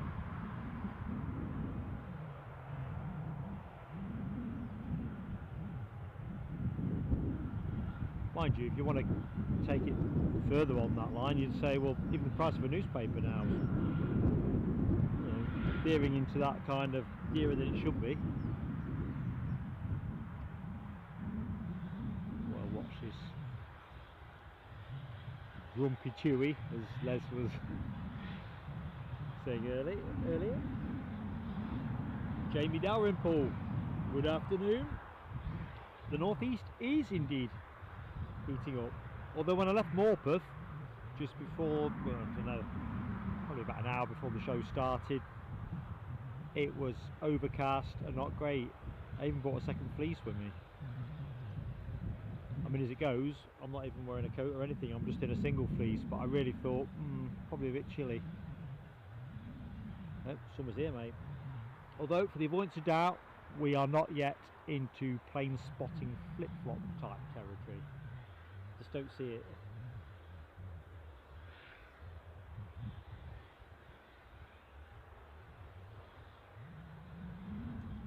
Foxy B, I got to the point during the pandemic where I kind of figured I'm reading the same stuff again and again and again, and relative to the cover price, I've kind of binned them off, so I only rarely buy a paper now. And even then, when I discovered, that Leicester City were clearly intent on getting relegated this year, I couldn't even get any relief out the sports pages.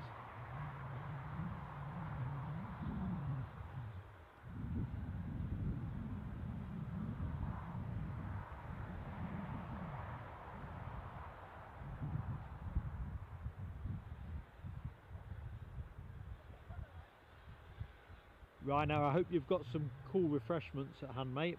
I'm not sure coffee or tea is going to cut it. 30 degrees.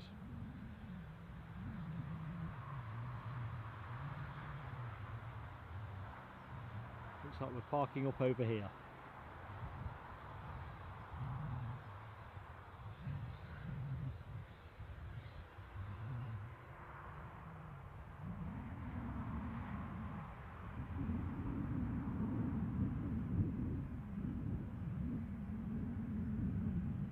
So the Chewy plane off to Hurghada, and the Jet 2 is still going to Bodrum.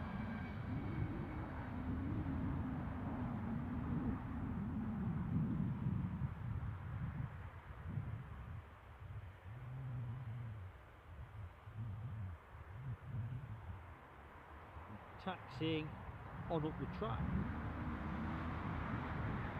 is the arrival from Rome in the shape of this Jet 2 737.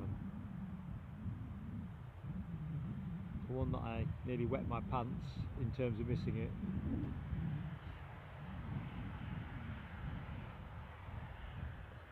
Figurative expression, folks, rather than high probability.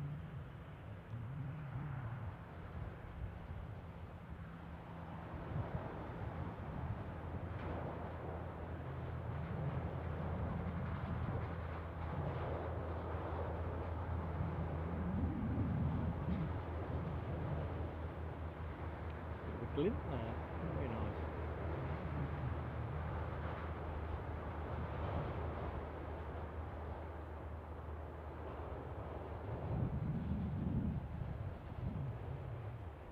See what's turning in this corner, because I feel something must start moving.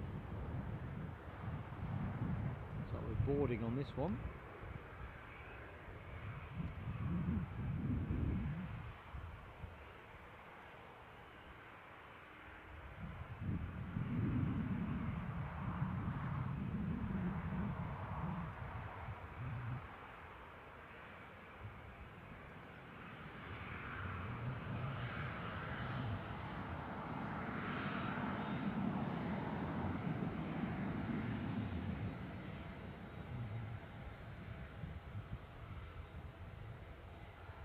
So it very much looks to me that, let's have a look,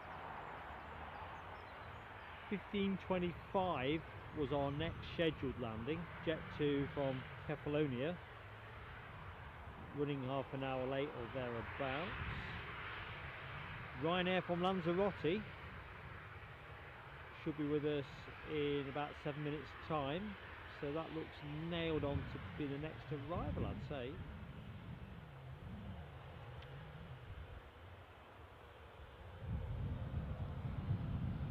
Right, let's just get focused on the immediate action. Our Bodrum plane is now preparing to line up. So folks, as always, if you like what you see, enjoying the show, please do consider giving us a like, and if you're not yet subscribed to us, we'd love to have you with us, we really would. But the main thing is you're here for the Friday unwind.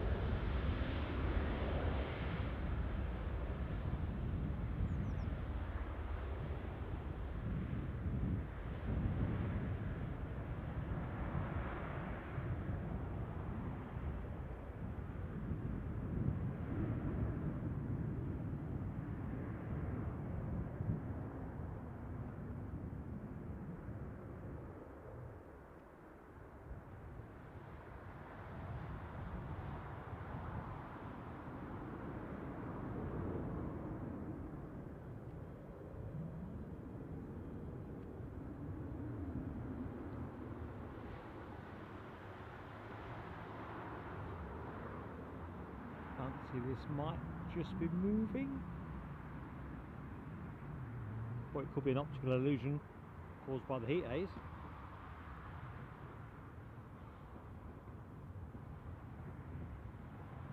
Ah, Ryanair's on the G&T. Very classy, mate. Very classy indeed.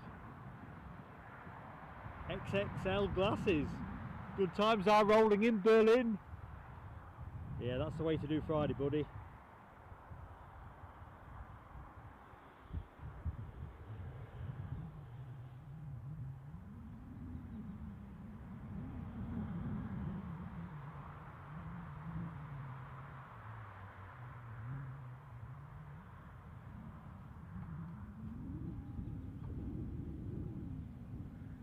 So let's just see how things are going to play out for us.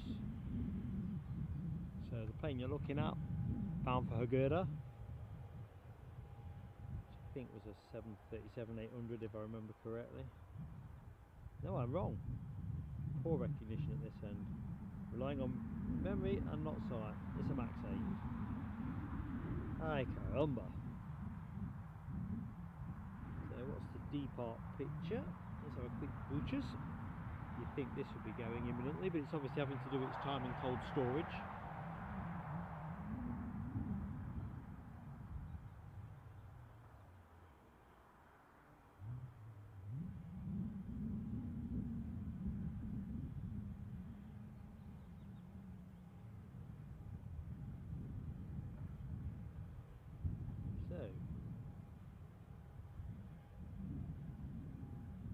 easyJet to Bristol, estimated for 15:24, small minutes away. Fancy that's going to be our next one. Kind of wondering where our Eurowings arrival got to. Did promise you a bit of Eurowings action, didn't I? Let's just see what the prognosis on that one is. No fancy liveries like, but you know. Nice to just break up the Jet2 traffic. So, Eurowings, 15:26. It's live, so let's put it up and see where it is on the map. I don't want to miss this.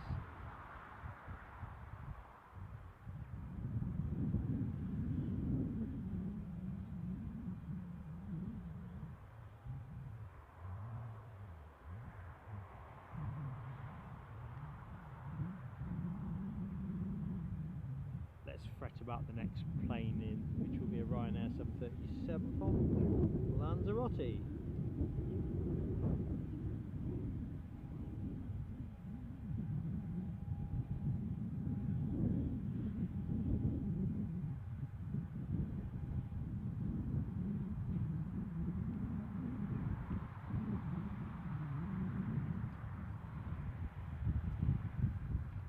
Just spotted Leslie's yellow warning for thunder Sunday. I think we've got a decent day in this part of the world. I don't suppose the temperatures are getting anywhere near enough to be troubling people with storms and stuff.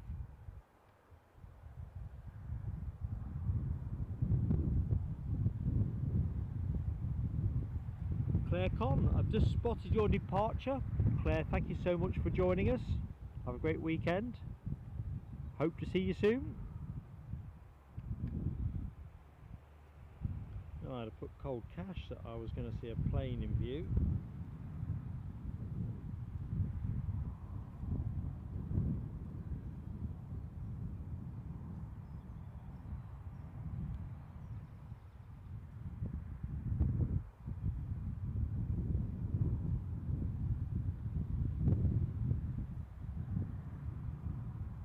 Looks like we might have a nice little private plane on the way in. Turboprop, a Loganair P68s I see might potentially be lining up for us.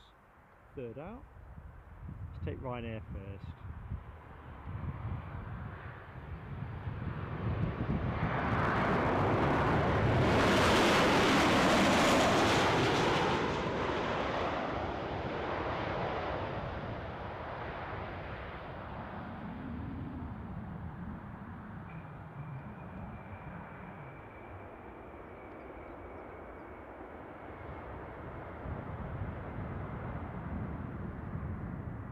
tempo picking back up again.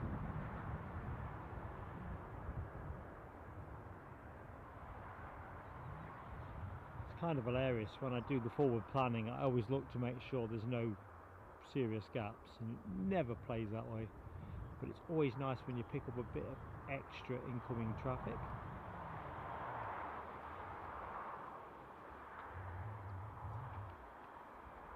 So the private turboprop Loganair, that'll be a welcome addition,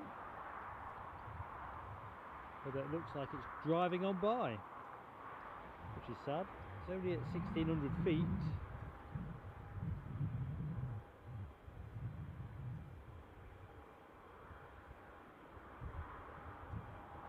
Next arrival imminent are Eurowings arriving from Dusseldorf, an A320. Departed 1 hour and 9 minutes ago. Took this very flight myself, what, 3 weeks ago now, near enough, after the Dusseldorf show.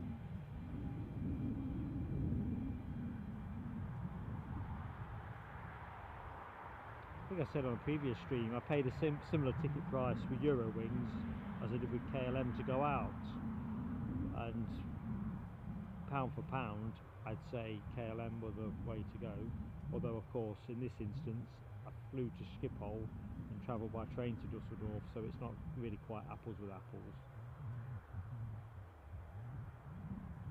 Whereas when I flew with Ryanair to Dublin, they might have their detractors, but I thought the price was nice relative to the whole experience. Oh, and Eurowings, where art thou?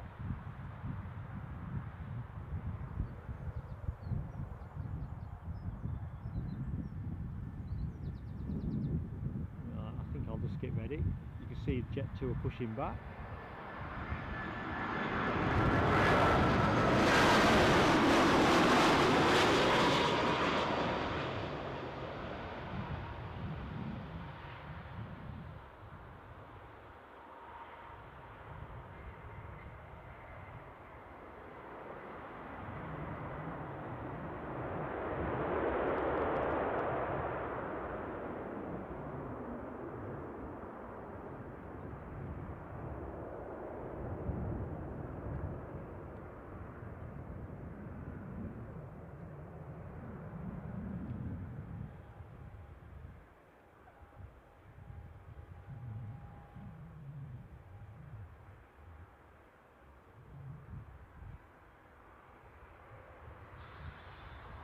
Well, according to my flight radar, and I see the Bristol A320 is pushing back, but I've got this one, if I've recognised the correct one, as NA to NA.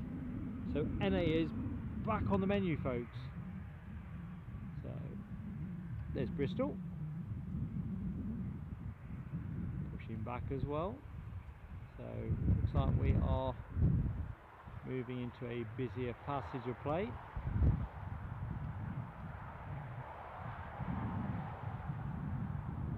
Assuming this one's not been taken for a drive around the block.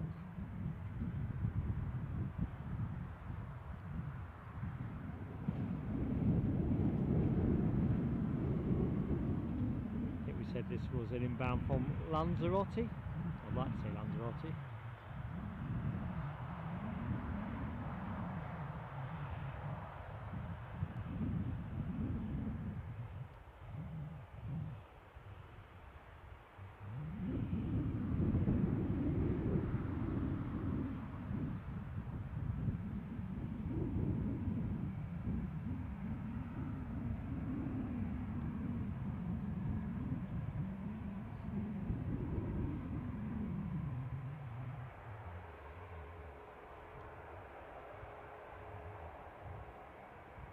Well, I'm gutted that little Loganair cleared off somewhere else.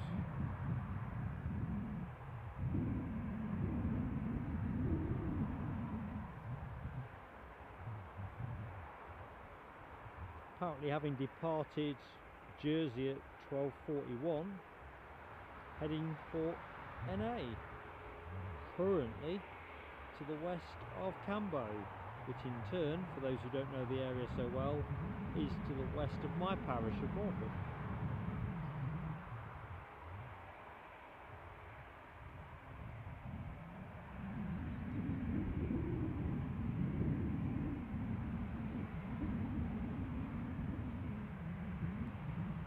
So welcome to anybody that has just joined the show of Plain Sailing Aviation's live stream from Newcastle Airport.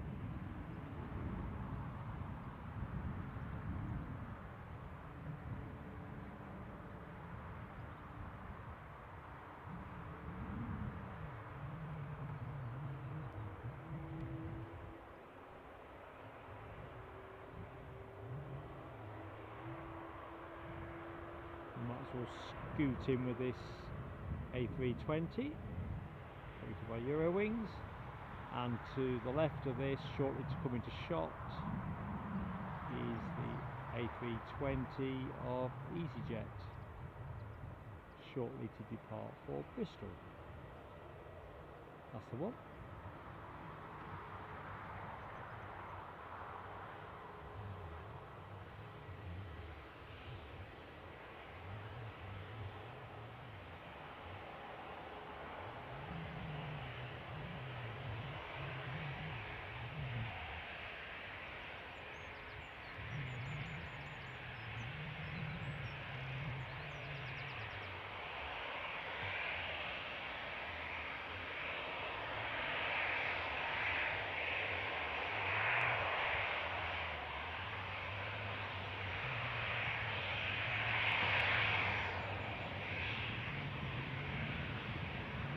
Just dropping back into the chat. Love Aviation, good afternoon. Hope you're having a great Friday. In Nicholson, welcome back my friend. You're never too late when you arrive here. You finish work, thanks for liking us. Now it's about helping you unwind. Weekend in front of you, buddy.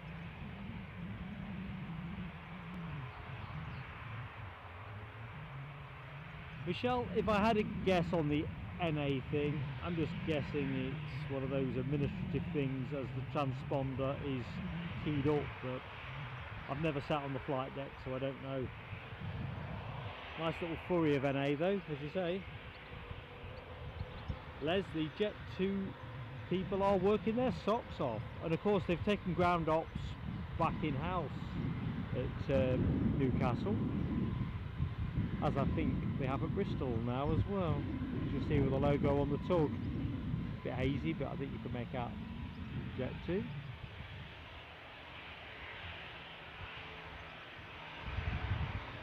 Probably gave them a bit of a challenge in the short term, getting their recruitment in place. But now they've got more autonomy now, which will pay them in spades, I suspect. Anyway. Bristol bound is this plane.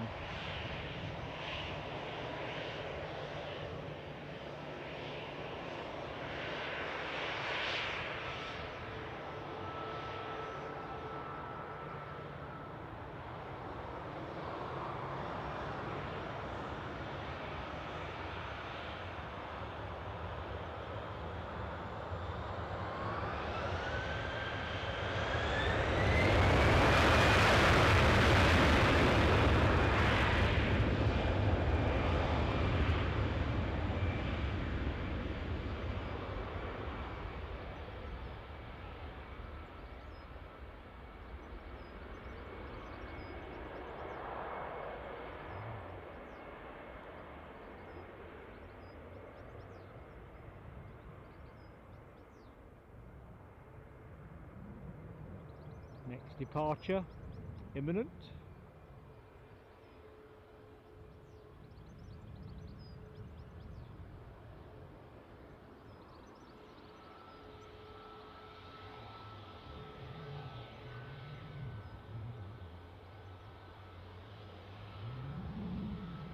Yeah, I think, Tony, your explanation on NA sounds way the more likely, doesn't it? It must just default to NA in the code. Don't tell it something, you get NA.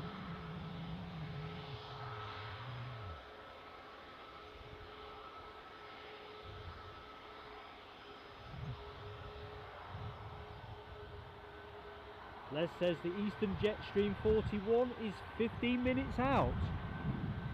Excellent, thanks Les. They cancelled that one yesterday. which was a bit of a shame because it's nice to see the Jetstream, mixes up the action.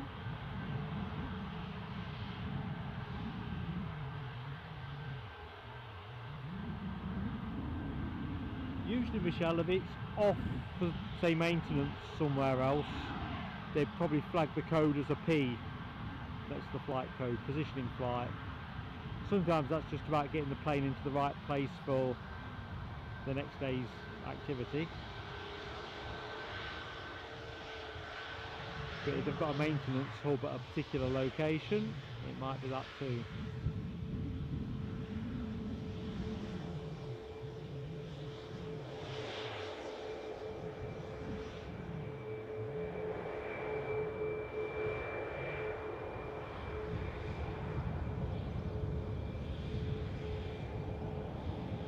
So this one's been patiently awaiting its shot. Chewy departure to Garda. So in 737 Max 8.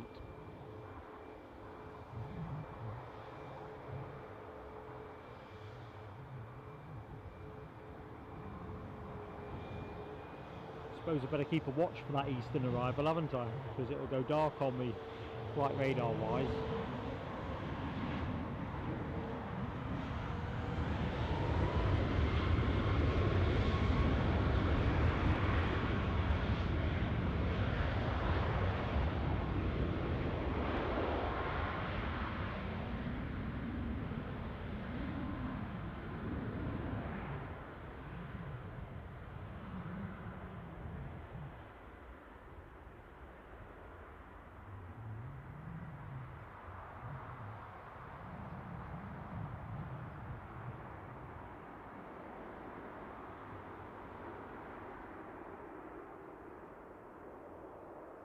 Ali by Nell, apologies if I missed it. How are we looking on the likes count? I think mine's frozen in another ridiculous number. Let's have a look at today's random number generator. 23 I'm frozen at.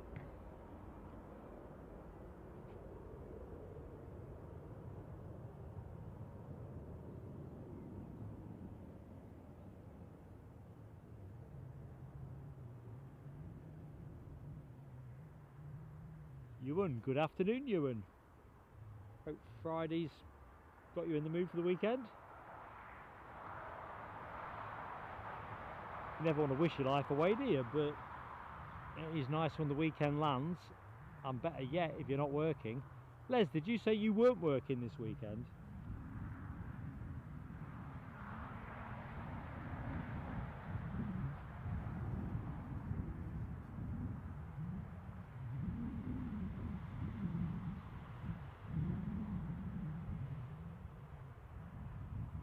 So, let's have a little bit of a look.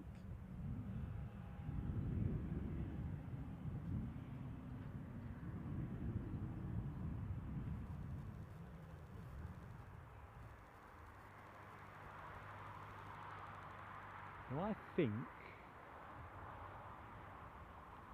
don't think very often, I think that one's off to Antalya, but no clue where that one's going.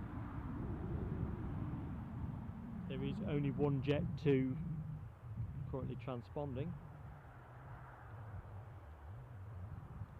although I'm pretty sure that is going to be joined imminently by this. Right, better be on my toes for Eastern, aren't I, as well. We don't want to earn myself a telescope by completely missing it, do we?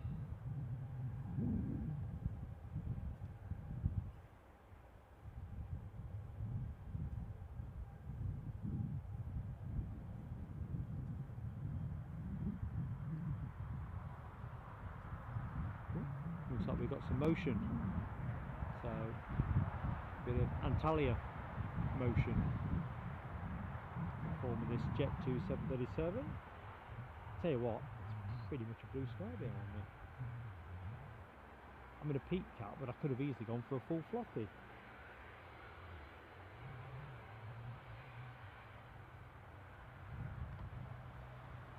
Although I have discovered the full floppy doesn't work so well with headphones.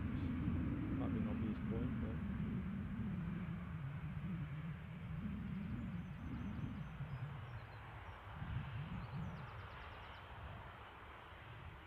Dylan McTurk. Good afternoon, Dylan. Hope you are doing well. DB Bassman's in the room, folks. How you doing, DB? Hope you're having a great Friday.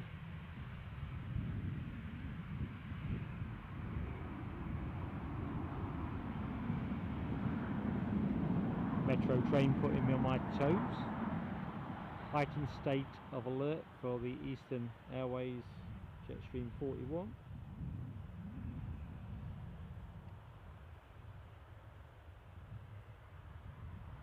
I'm guessing this will just park up short. We'll see.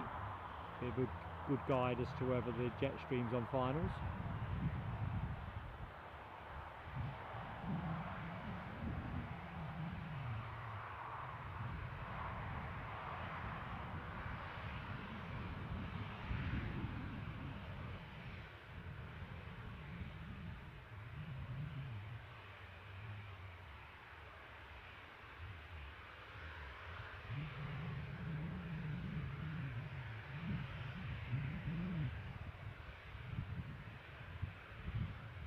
Let's have a look. I'm just looking at your question now. I'm not sure which landing we're referring to. Here we go. Ah, Dylan, you were the pilot on the Ryanair from Lanzarote. Last day with the airline before you joined Jet2. What, the Lanzarote landing today, Dylan? Because if the answer is that, then yes, we did. If it was yesterday, we could probably say yes to that. Which one is it, mate? Anyway, congrats on the move.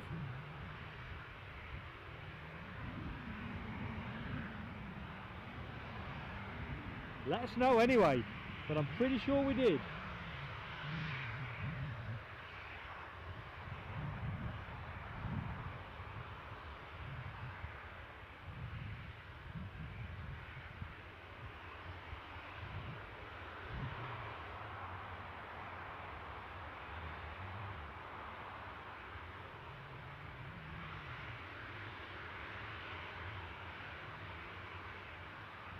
Let's give us a bit of alternative action.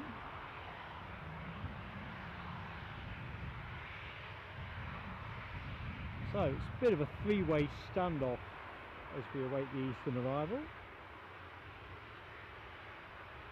See if I can get him into the same shot without stretching it too far. Yeah, stretching it a bit far.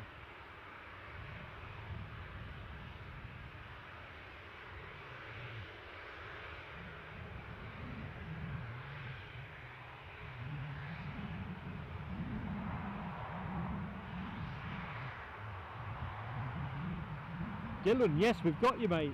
Definitely got you. We've caught your milestone moment. Let us know when your first flight with Jet2 is. We might get that too.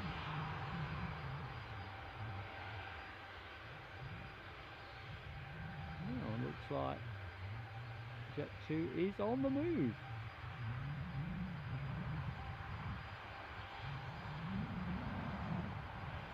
I've seen JT Jet's comment about pink. Don't worry, folks, I'll be sure to advise you if I'm joined airside by pink, directly or indirectly.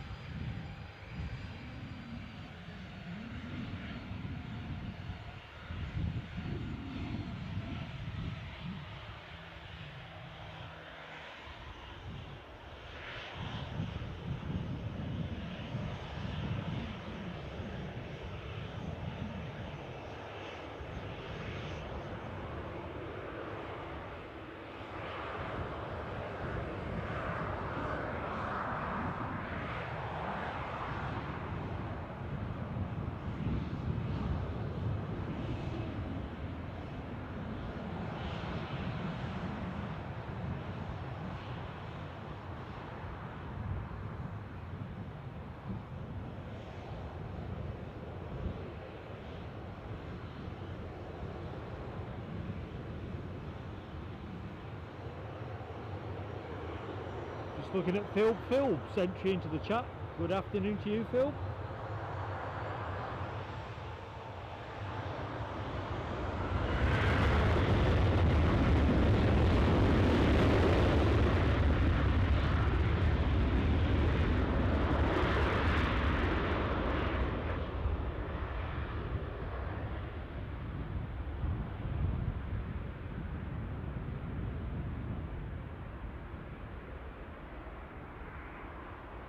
actually got my first sniff of the afternoon of jet fuel. Inconspicuous by its absence.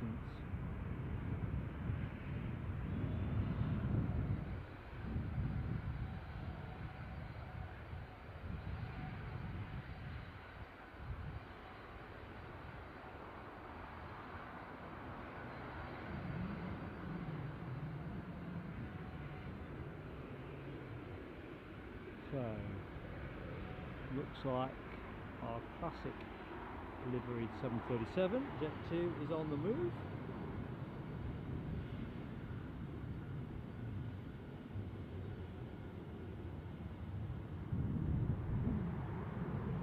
Phil, I'm not sure of the exact road designation, if I'm honest.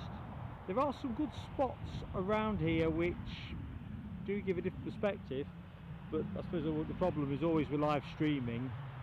You want to be able to have decent signal strength and some reasonable footage in the background when nothing's happening, which of course at Newcastle is in full flow. There's always gaps.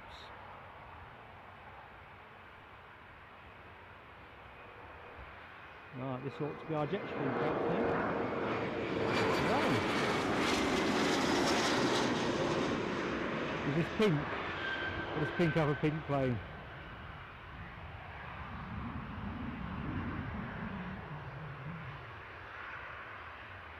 It's jolly nice.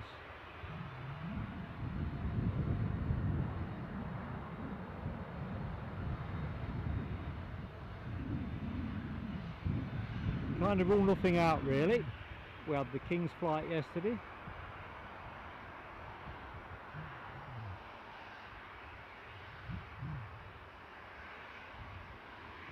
Hopefully they'll send that round the long way. No. Go on, you know, it makes sense.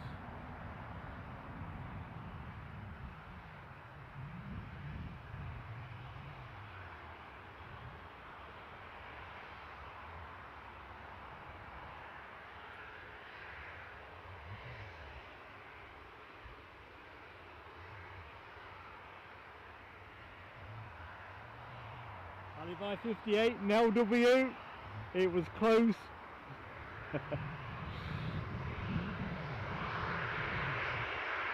Thank you both, keep me straight.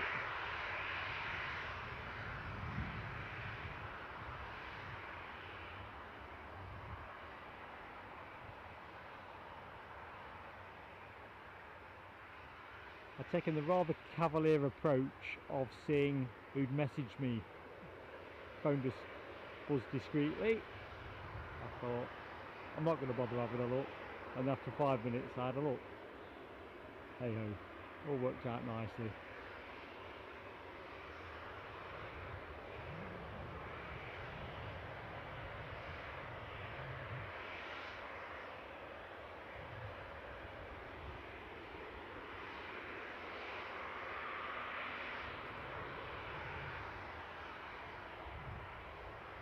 Just me firing a quick snap off from the scrapbook.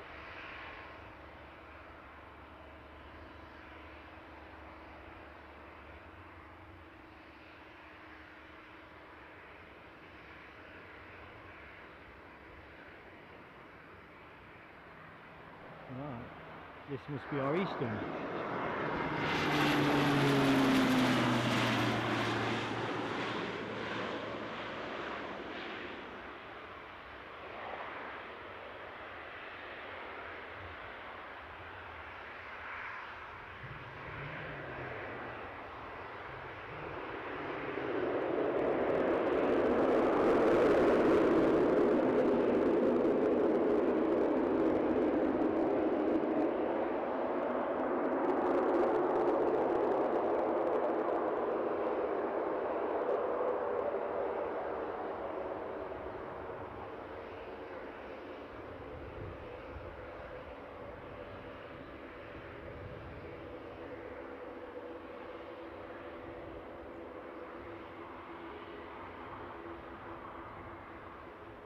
Right, Tenerife I think is going to be our next destination, courtesy of Jet2.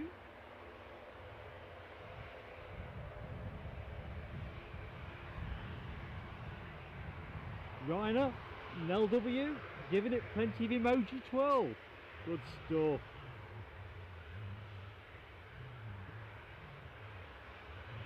Yeah, Alibi and Nell, you know me. If I can find a way of adding a layer of drama into it, I'm definitely up for that. But yeah, don't shout at the screen.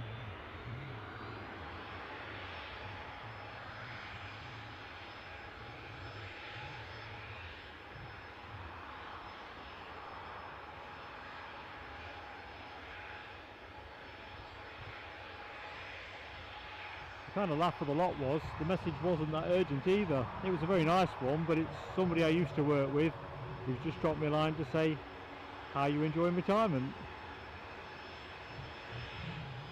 Very practiced at it now.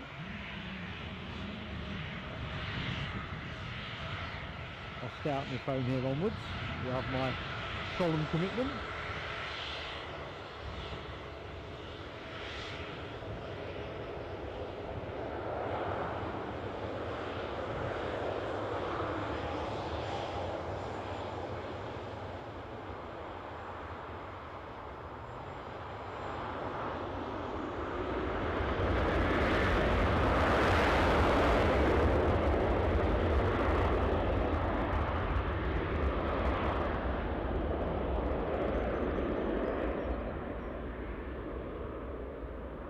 As soon as we got this one up in the air, I'm just going to swap a couple of leads over.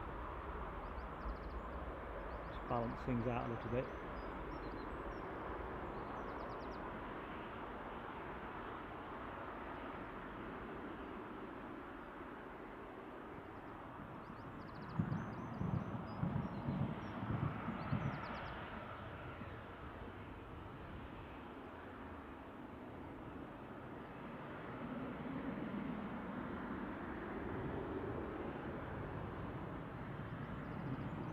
Alrighty, alrighty.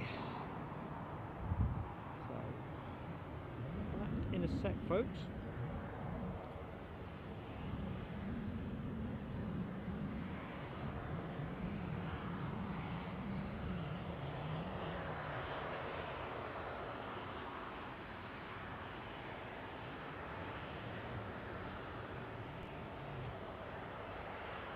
All good.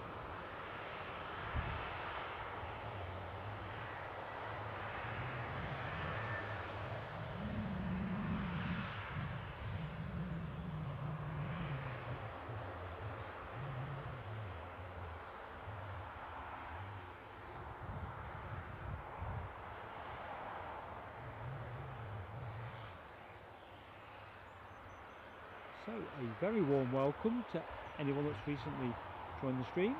I'm Mark for Plain Sailing Aviation, joined in the chat by moderators Alibi58 and LW, doing a sterling job as ever. DB Bassman, I have just spotted your exceedingly generous super chat, buddy. A firm friend of the channel, really appreciated, bud, really appreciated.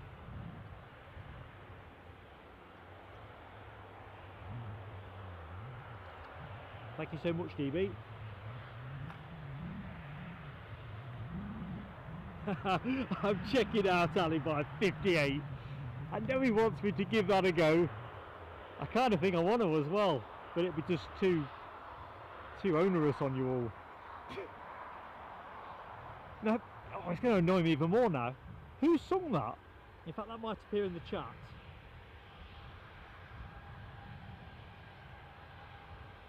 Come on, Alibi, you set this hair running. Who actually sung it? Hey Mickey, you're so fine. Something or other, you blow my mind. Hey Mickey. Oh God, now it's going to be in my head for the rest of the night.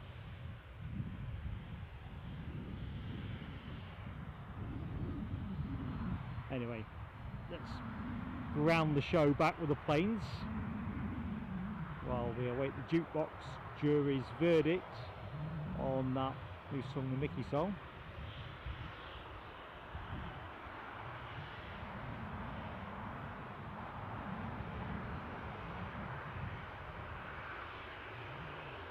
I can't 100% say hand on heart, I don't think I've ever owned it, but I don't know, I used to buy a lot of vinyl back in the day, even whimsical things like Captain Sensible's Happy Talk. Whatever made me buy that, I don't know.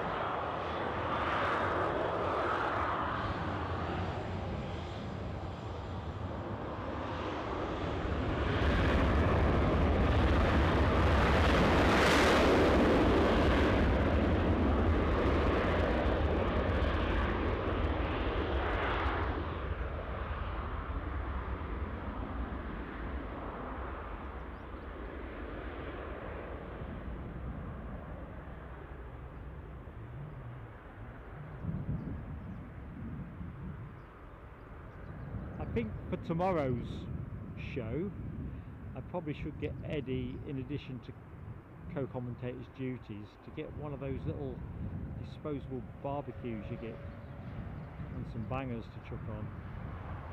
I reckon that would be an excellent bit of co-commentary support.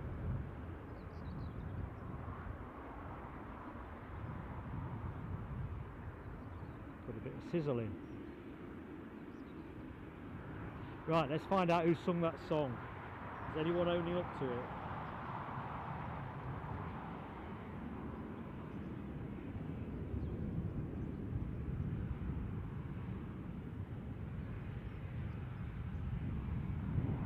Yeah, Les Donaldson, that video, it was some kind of cheerleader routine, wasn't it? Oh dear. Anyway, let's see if we know. Mr. Aubrey 007. Second time watching our channel, brilliant, from Exeter. Mr. Aubrey 007, fantastic to have you with us, buddy. Really is. Now W sets us what could be a very reasonable task. I'm not sure how close we are to the 100 at the minute, but yes, it'd be lovely to get the 100 up, folks. Get 3 figures on the board. Remember, it costs you nothing, which is excellent in today's world. And of course, if you subscribe, that supports us as well, but also lets you into the chat. And if you're kind of watching the chat from the lounge, you'll have already worked out for yourselves that it is a pretty friendly place to be. Definitely the one to be in. If it was a pub, you'd be in that one instead of walking on by.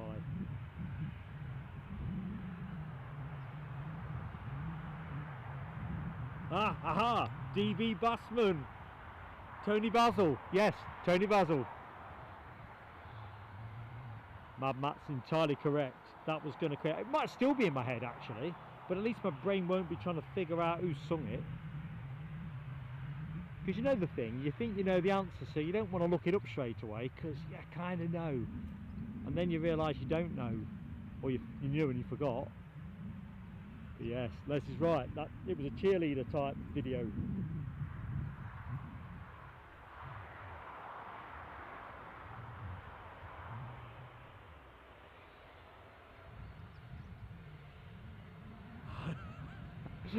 Ali buys in there, isn't he, with the lyrics are flowing. I think we're going to have to do a special Edinburgh broadcast, you know, Ali. Get Les down as well. DB Bassman, Bislandia. There's bound to be some great tunes in there.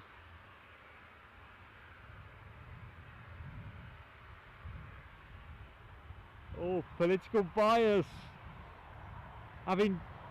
Well, you've seen my post where me and Eddie were doing some flat pack purgatory the other weekend. You have my sympathy. I mean, don't get me wrong, when the job's done, it's great, but we ended up spreading it out over 2 days. Mainly so we could go and do some other stuff.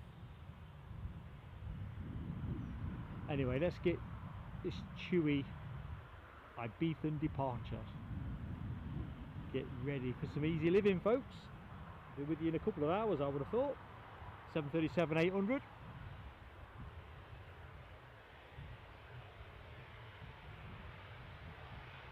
Oh, political. Back is killing you. What are you actually hoping to assemble? I think when I was doing our stuff, Andy P put the time comment in the chat about, at least it looks like the wardrobe that you thought you bought, whereas probably halfway through other outcomes were possible.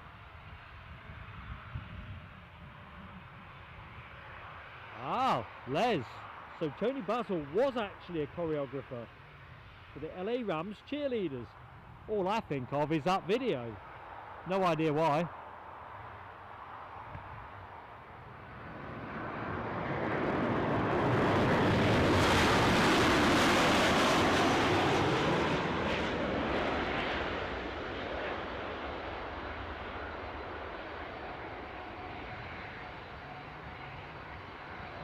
I know I'm inherently biased, but I think 70s and 80s was fantastic for music.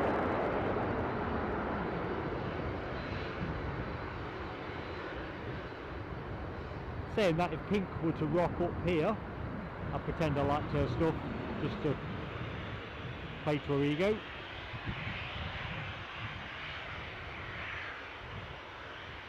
As I say, it's nice to be nice. Oh, Jamie Dalrymple. That's a proper earworm, isn't it?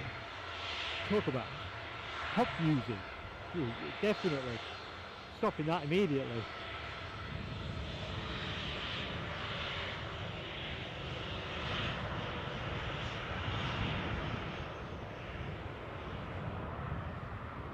Yeah, good shout, Jamie.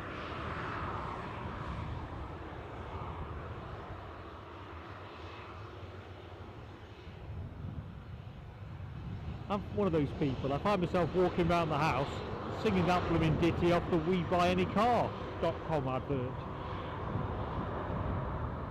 Usually best done when I'm hoovering though, because then you can't hear me.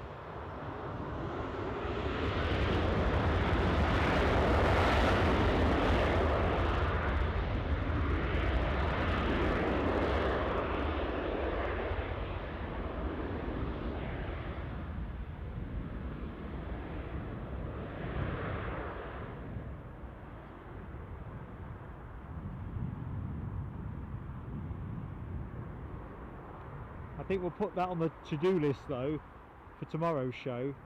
See if we can get Eddie involved. I don't think he'll belt out any tunes, not unless he's intoxicated.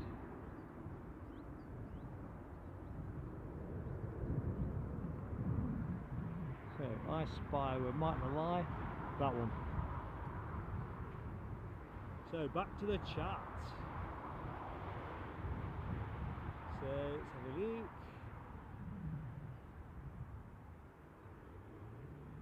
Political bias.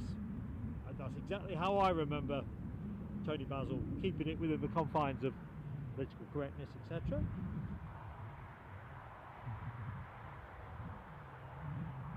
Draws, 3 sets of draws.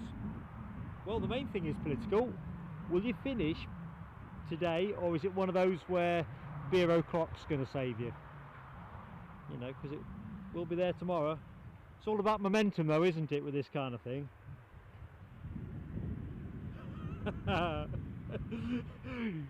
Alibi 58.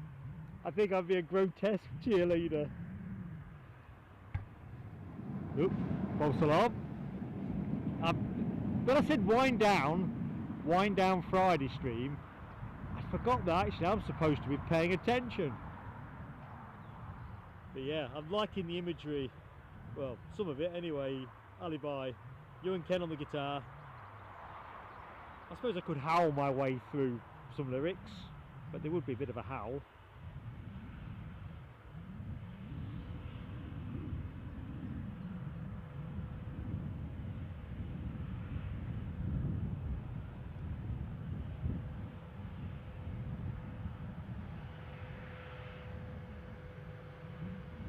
So, this plane having recently landed from Kefalonia, having departed 3 hours 44 minutes ago.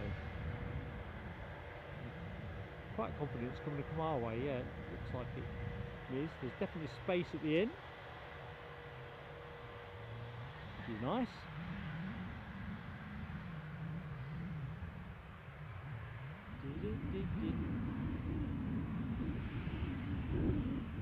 Jamie, next time, mate, we're on air tomorrow, all being well, if you're about. Other than that, we will be at Edinburgh during the course of the next week, just finalising when we drop that one in.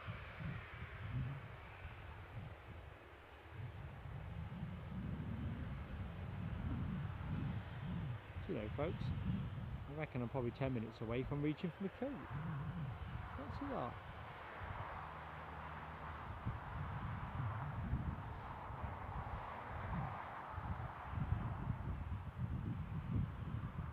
Still thinking I should get Eddie to get on with the barbecue for tomorrow's show. I think he'll probably take a dim view of it, but I'll test it.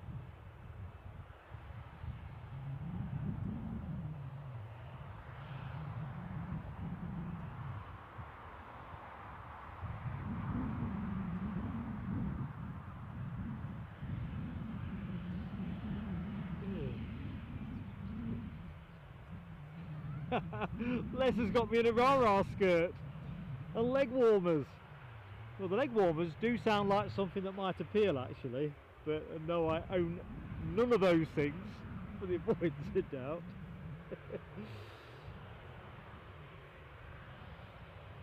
And no, I ain't even got any pom-poms, Mad Matt. In fact, where would you even get pom-poms from? So you have to make them yourself. There's Donaldson, I've just seen you are off, out. Hopefully catch you later, mate. We're on air till 5, so into the last hour of the show. But if not, we'll catch you soon. Sam Thurlaway says Champions League final tomorrow. It's a biggie, isn't it? Well, if you are of a Man City persuasion, being a humble Leicester City type, I've kind of written the football season off with my bottom lip trailing on the carpet.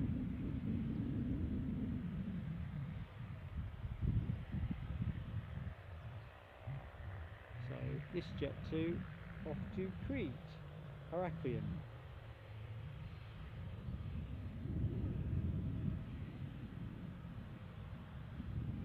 No particular rush though.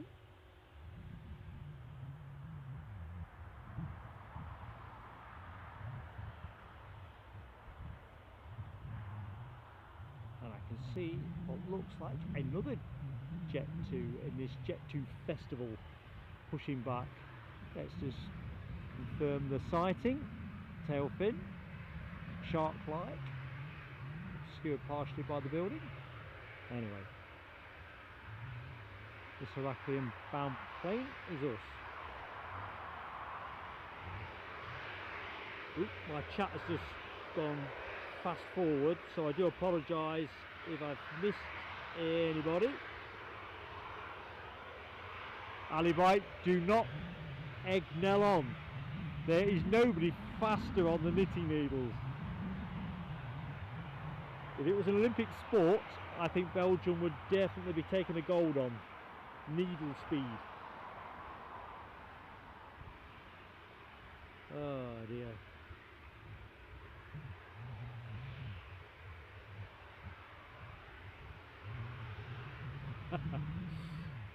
Oh dear, marked with pom-poms. I'll have to learn a routine. Might need some choreographing, if that's the thing. Julie Oliver. How you doing, Julie? And you're from Newcastle, so you're getting some of this blue sky action that I really wasn't expecting. Really good. You're in the field now and you can see them taking off. Cool. So you're at the other end of the airport, I'm thinking. More Dinnington side.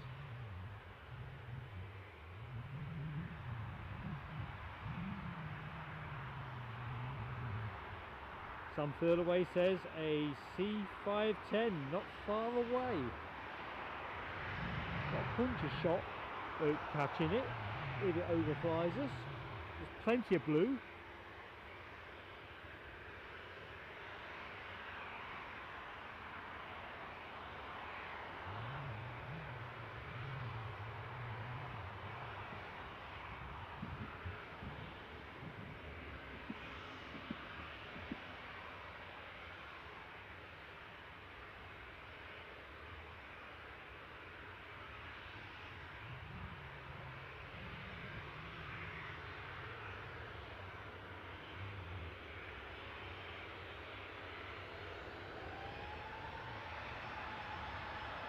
got a nifty looking BizJet in from Le Mans moving shortly. A Cessna 510 Mustang, Citation Mustang. They are quite nifty. Be a job to keep up with that.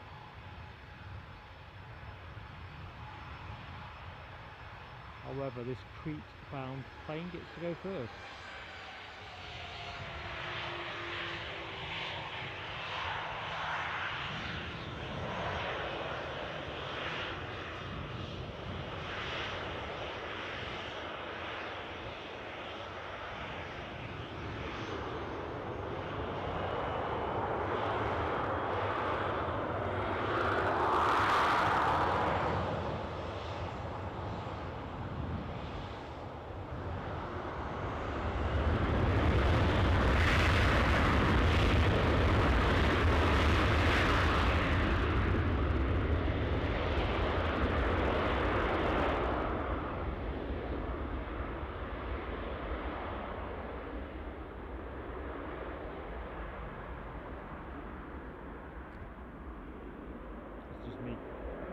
Managing to walk into the tripod.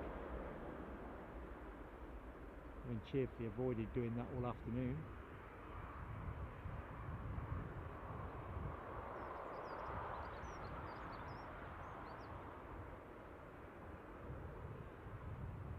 So inside the last hour of the show, folks, opportunity to support us with a like, and better yet, subscribe and hit that notification bell to stay plugged into everything we're up to, and neither cost you anything. If you have joined us today for the first time, welcome aboard, and if you were already with us, you know you're in our hearts.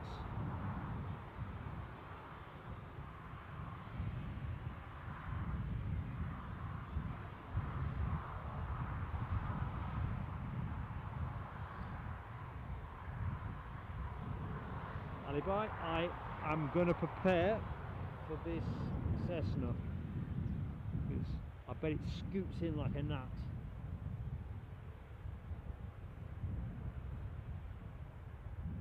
Just approaching High Callerton,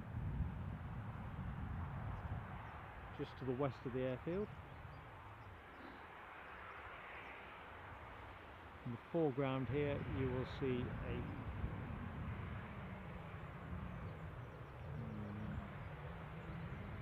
going to move the camera. This is going to break out.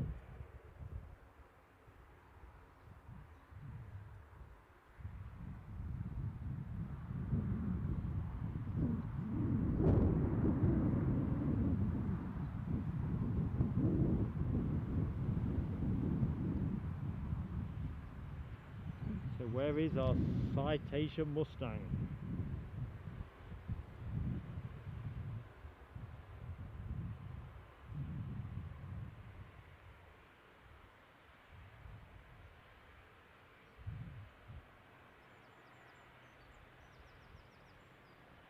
Fear not, folks, it's here.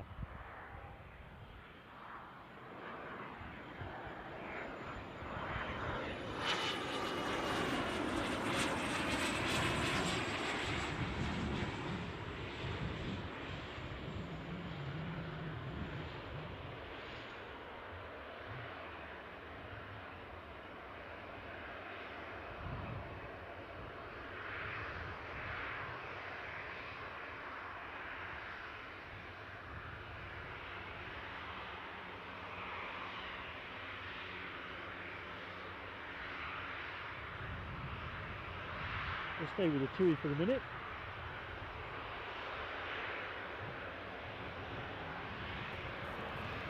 Tenerife bound, followed by this Jet2 to Krakow. And we'll just nip back onto that Citation Mustang once it's turned back towards the business jet terminal.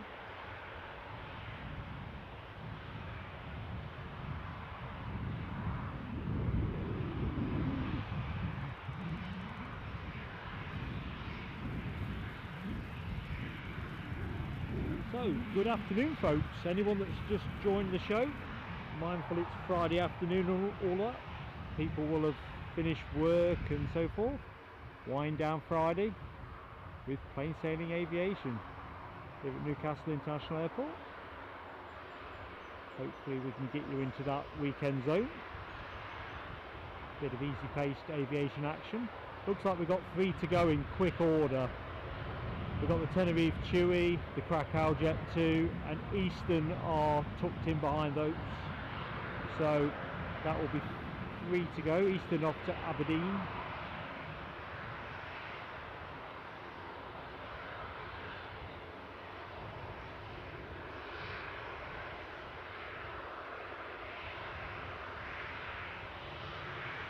We should have Aer Lingus' ATR 72 through before show close as well. Eurowings A320 due out. So plenty of action, folks. 101 likes. Thank you one and all. I doff my cap to you. Thank you, folks. It makes such a difference. Big smile from this old geezer. David Palfyman, welcome to the chat, mate. I've not seen your entry, so I do apologise. Hope you're having a good Friday.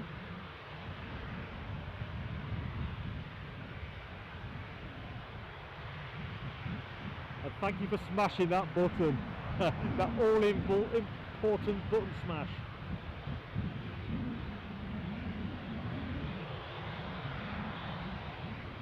Good stuff.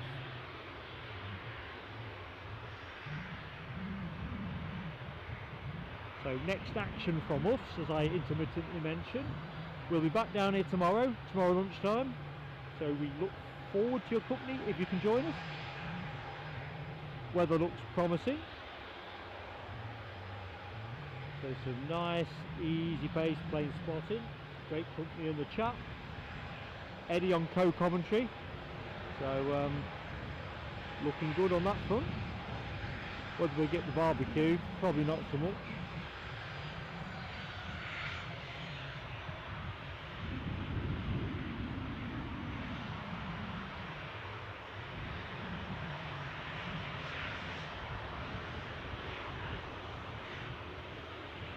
And then we'll put something out over the weekend, Monday at the latest, confirming our next Edinburgh stream.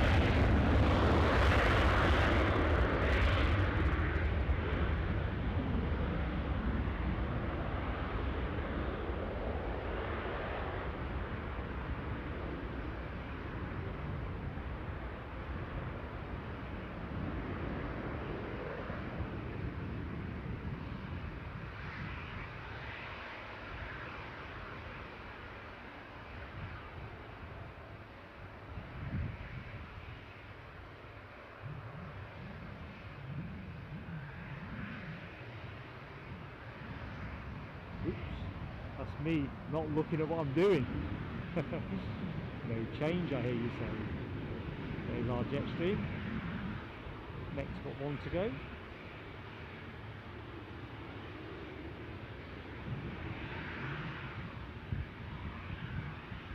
This one off to Poland.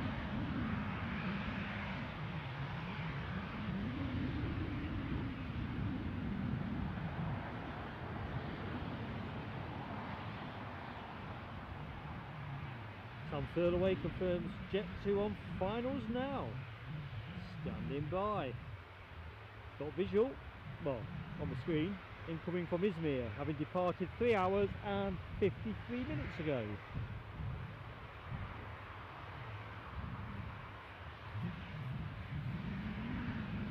Sam Furlaway confirms also British Airways incoming flight, fairly near to Bishop Auckland, so not far away either.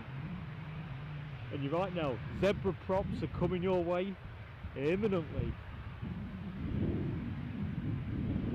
The shape of that Eastern Airways Jetstream 41.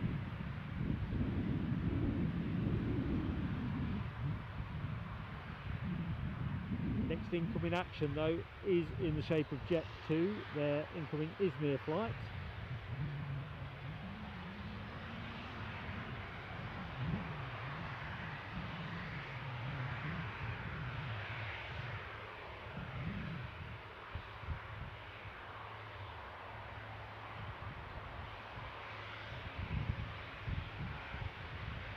Which I'm going to bring us round for now, folks. Try to avoid giving you a spot of whiplash. My speciality.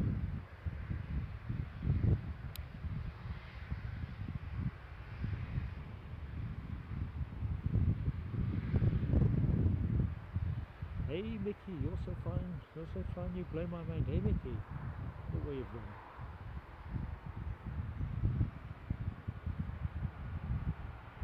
I suppose it's better than the We Buy Any Car song.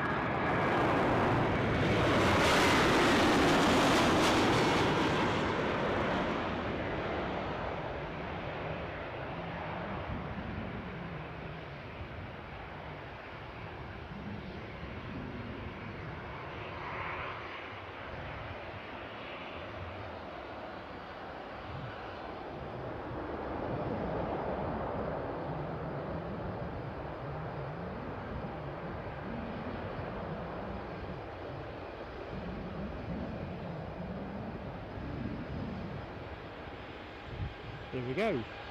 Krakow. Crack on to Krakow.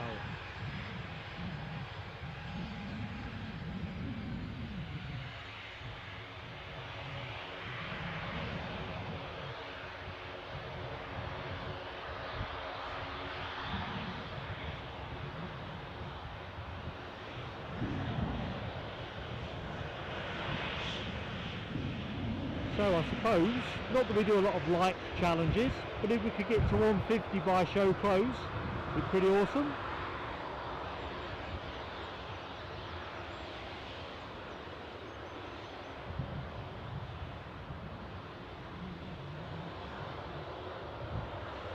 Right. Zebra alert now. I'm going to pull the camera onto the zebra, but no time.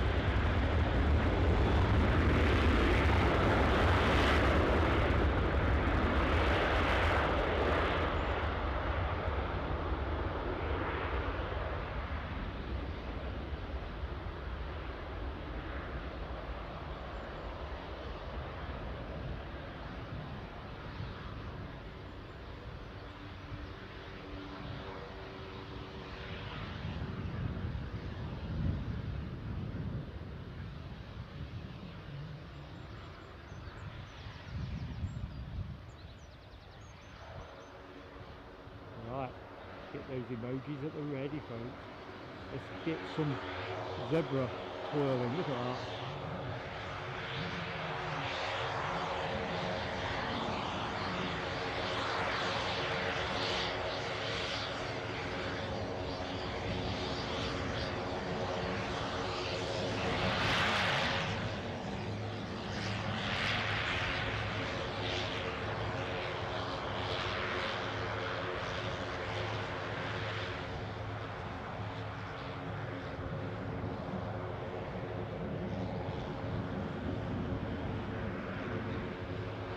Wow, that bush really isn't working out, is it? Hey, look at Ryanair giving it full emoji. He's even got a heavy deployed. Oh dear.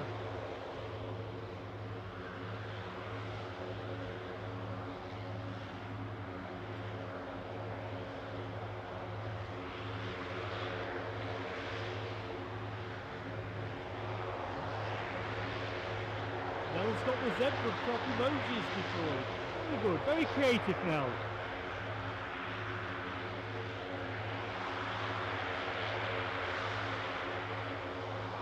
Transfer away confirms BA have a arrival incoming on finals.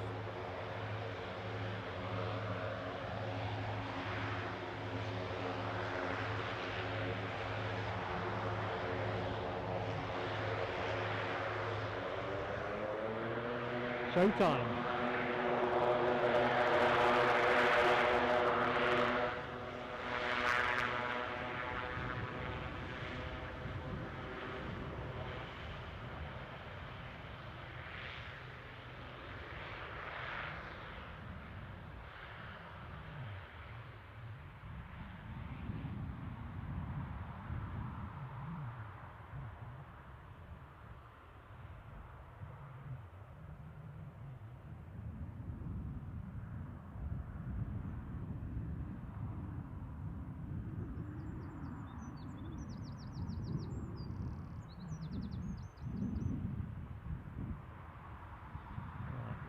Rest up with this incoming Jet 2.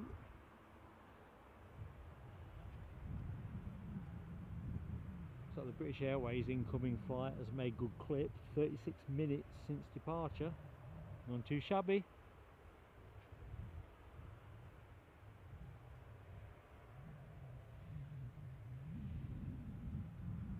Oh, I was loving that emoji action going on past Nell with the zebras. Foxy B, Ryanair, David Palfreyman, Ryanair coming back for a lap of honour with refreshments. Just my kind of emojiing. Ryanair, you really have got some speed going there, mate. Good stuff. Plane of the day, Casnell. I went early with the 777. You might say unimaginatively, but I was swayed by the sun beating off the fuselage. Always a bit of a sucker for a sunny fuselage. Right, British Airways standing by.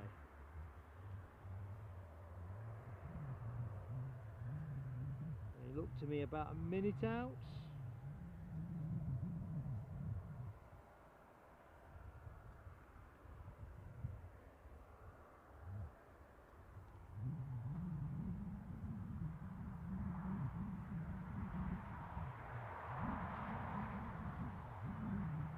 You'll be straight on the action imminently, folks. Imminently.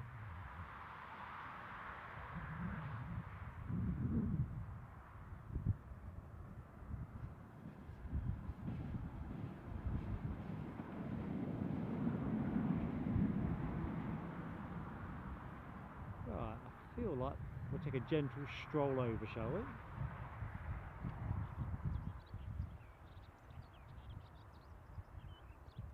After all, show's all about unwinding.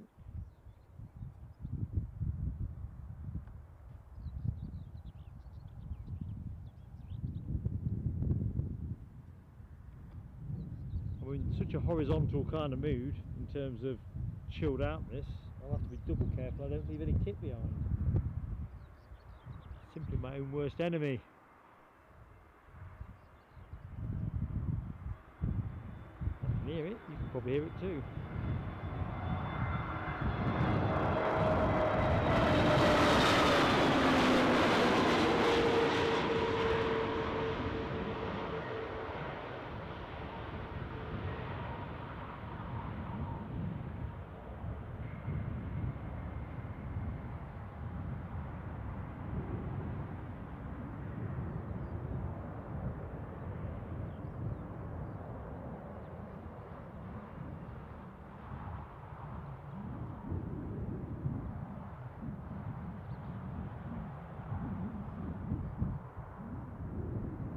So not much of a jaunt there. Probably took them as long to get here as it'll take me to get home, which is not that big a journey.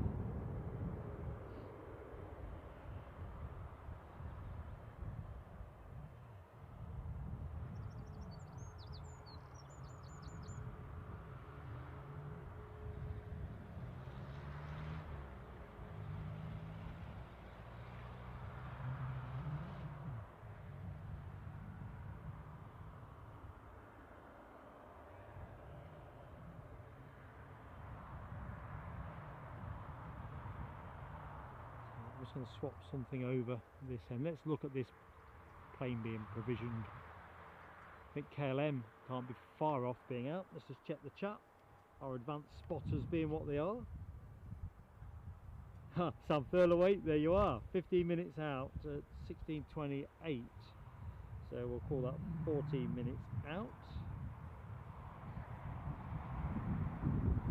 LW, we do indeed. I can't put a Dash 8 on for you today.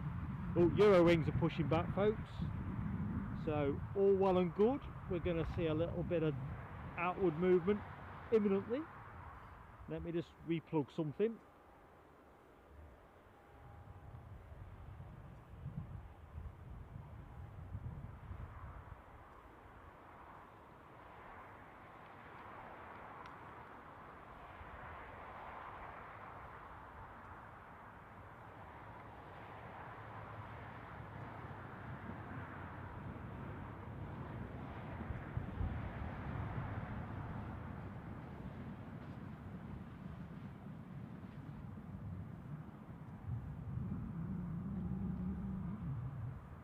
Sometimes this live broadcast caper, it's like being a chef in a kitchen. You take your eye off something for what seems like a couple of minutes, and you discover that you've got a developing problem. Looks like problem solved anyway.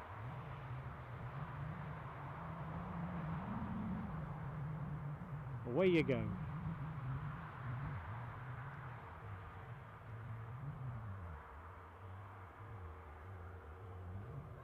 No! When I said we would do a Dash 8, I meant during the course of 2023. You got one in Dusseldorf. I think you got one in Aberdeen as well, did you not? With Widerøe. They're just relative collector's items, it seems, whenever I go anywhere. But you know, we work tirelessly on that front.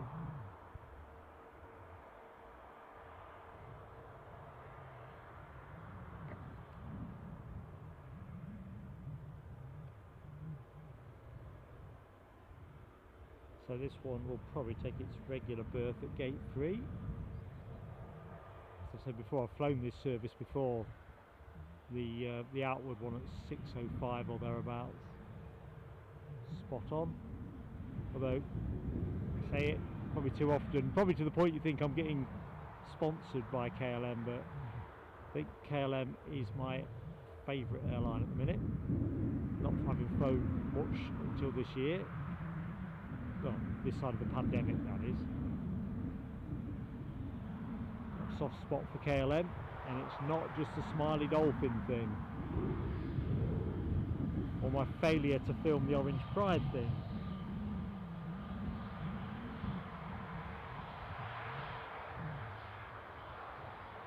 Good afternoon, Josh Scott.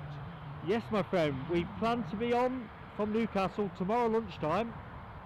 And we'll also be putting some announcements out about a pending Edinburgh stream next week.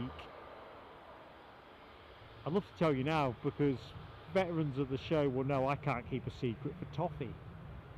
But it's got a couple of loose ends just to tidy up. But definitely Newcastle is the plan tomorrow. Eddie will be on co-commentary with me, so you won't just have to put up with my dreary monotones. Eddie will be in the house.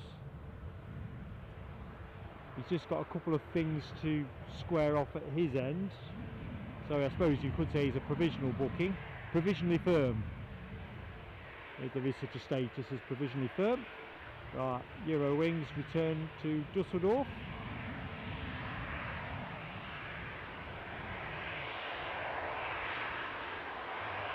And I would think this will comfortably get out before the KLM arrival, which I guess is a 7:37.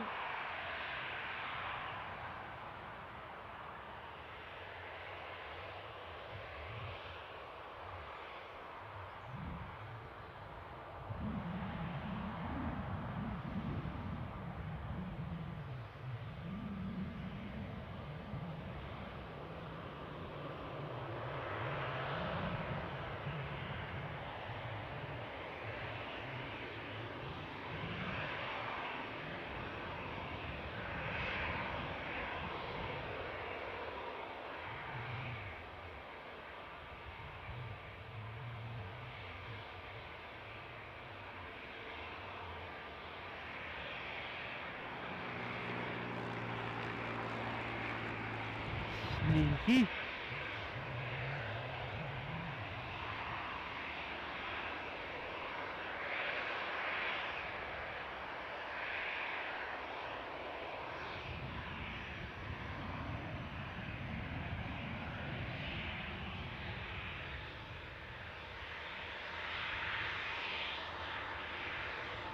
Righty ho.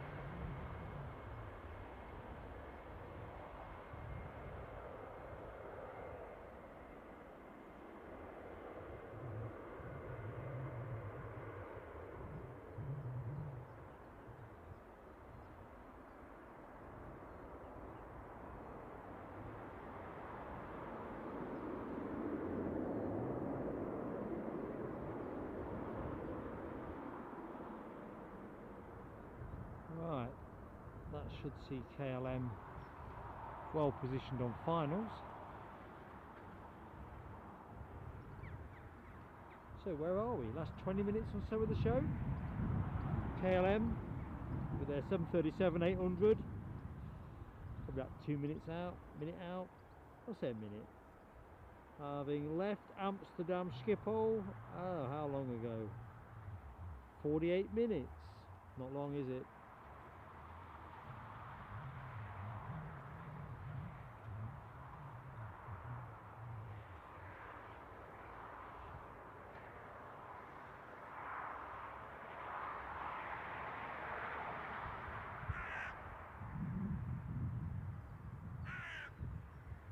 Yeah, you'll get duly an element of delay in terms of the recording, passing through the box, passing up to YouTube, passing back out again. So yeah, you will see a minuscule delay.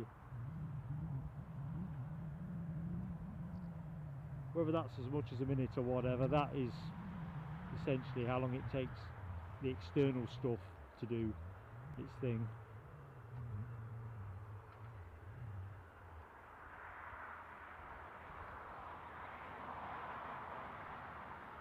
So if you're watching in real time, you'll always beat the feed.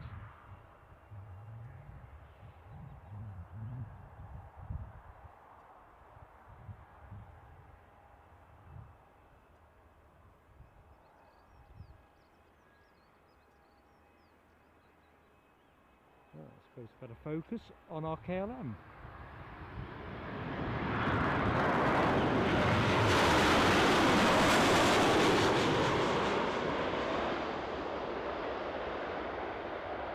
Smiley Dolphin returns.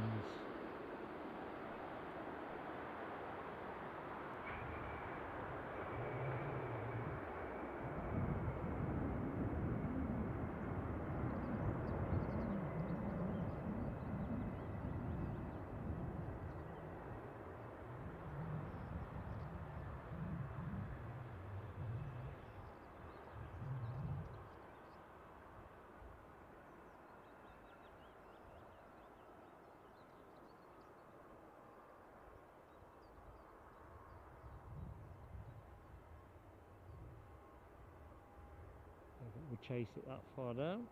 Let's just park up somewhere convenient. I think this is probably what we'd expect to move next, right there on my viewfinder. I think there's still people boarding, isn't there?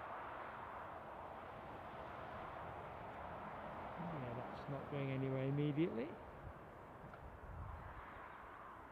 I could have sworn I'd seen Aer Lingus listed for today, but maybe I'm dreaming turboprop.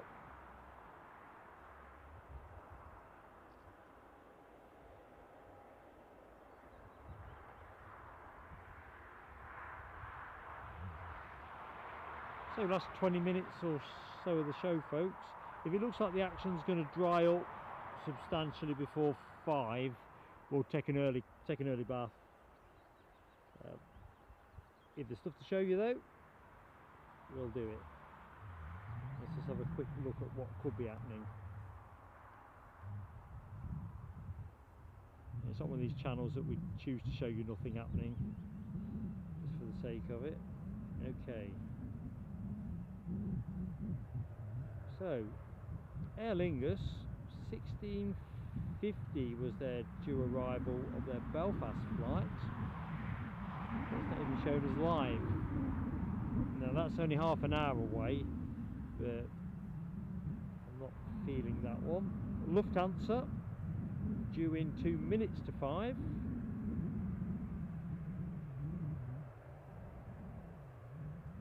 quick look, see. Is there anything else outstanding?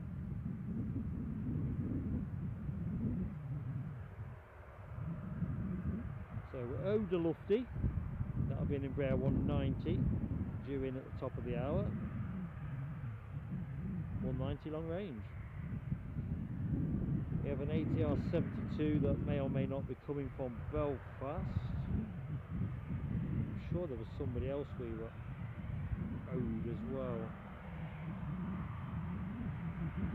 Jet2 from Izmir, 16:30 scheduled, not shown as live, so a bit puzzled on that one.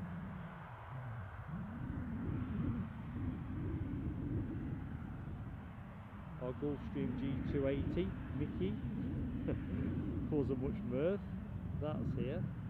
So looks like Aer Lingus and Lufty are the ones that were owed. Let's just quickly pick up the back end of this taxi. It's quite nice to open the show with the KLM parked up at gate 4 rather than its usual spot on the far side. No such luck with this one.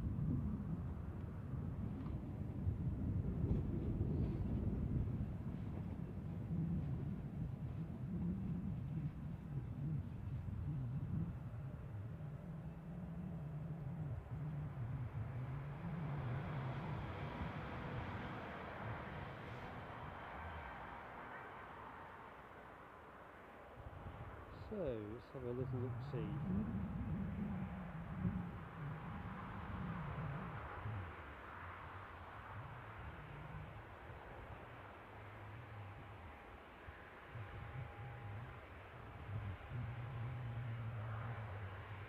Kind of looks like we are in a bit of a lull. I'll just have a quick see what the departure picture looks like.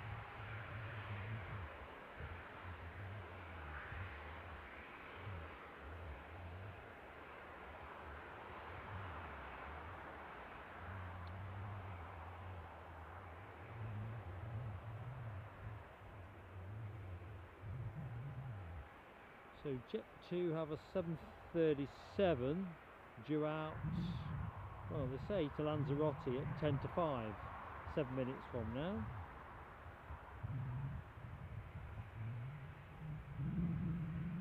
The Cessna 510 Citation Mustang due out at 5 to 5 off to Paris.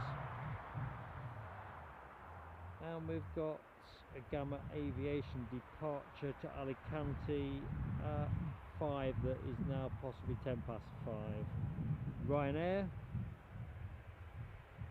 supposed to have a departure to Ibiza at 5 past 5.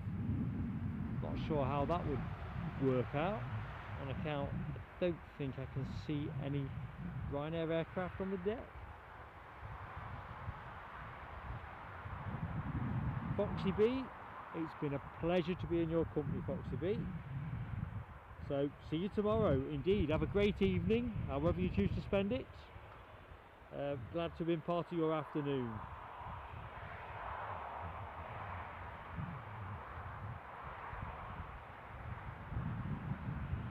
Yeah, I think Mad Matt, the delay that you would get, and you get even if you're watching the football, you don't see the football in instantaneous time either. There's always an element of delay in terms of it going all the way up, being processed, coming all the way back down.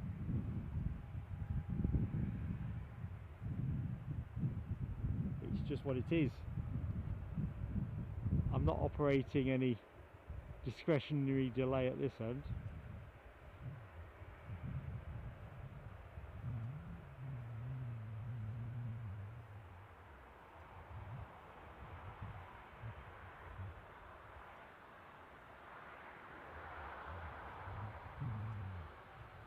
Well, I reckon I'm now into coat territory. Just starting to get a little bit chillier, folks. Although, just to give you a sense of how blessed we've been relatively, plenty of blue there, isn't there? I think tomorrow's forecast is pretty good. Of course, I think the rest of you, from Ryanair in Berlin to Nel in Belgium, in fact everybody else pretty much seems to have had some good temperatures today.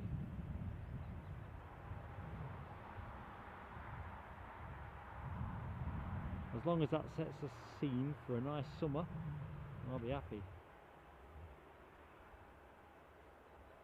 Although you know what comes next? Hose pipe bans. Probably better not pulling at that thread.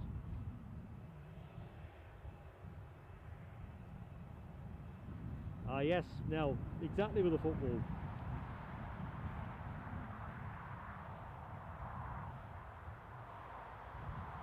It's the same actually when I listen to Leicester City on digital radio. Again, that is slightly behind as well, I've discovered.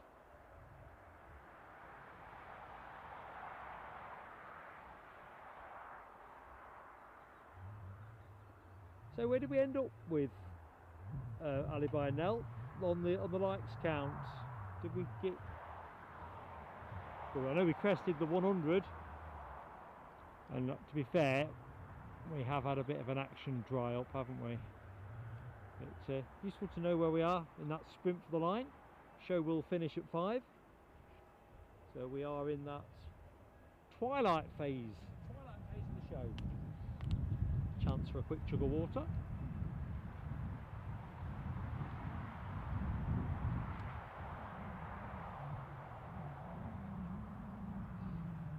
$112. Thank you, Alibi. Thank you, NLW. So if you've yet to hit the button, there's a little bit of time left to do so. Either which way, we are delighted with the support we've received. So thank you, everybody that's in that 112. And even if you didn't feel motivated to hit the button, if you've watched the show, that's a pleasure too.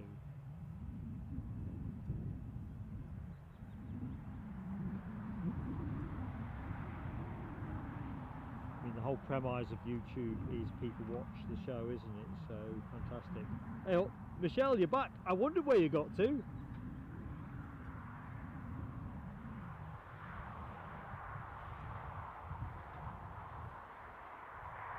So our Lufty is making good time. An Embraer 190 long range. Looks to me probably a couple of minutes short of finals, maybe there's another 3. Still wondering where our Aer Lingus ATR 72 from Belfast ended up. Although with it being about half an hour away or something like, they can soon get things turning.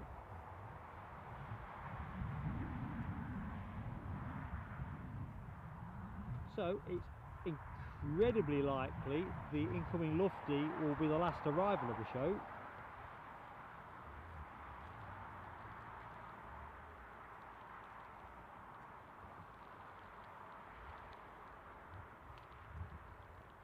I'm just looking at Mad Matt's tasting chocolate.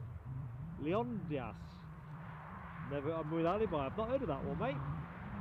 Is that UK sourced? And actually, wherever you get it from, what is the gist of it? Is it nutty chocolate, mint chocolate, orange?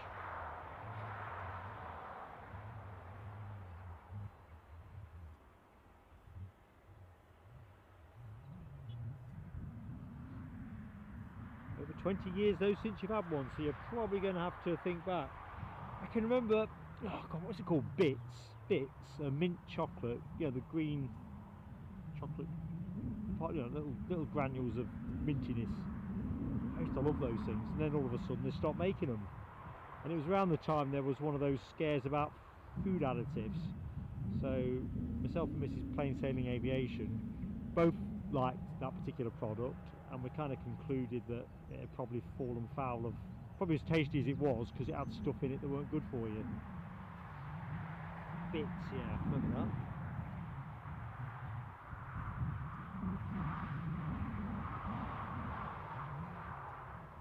So folks, waiting on our last arrival, almost certainly our last arrival. 10 minutes on the clock, but I think we'll get a slightly early finish, which will get you reunited with your tea, if you've not got your tea in front of you.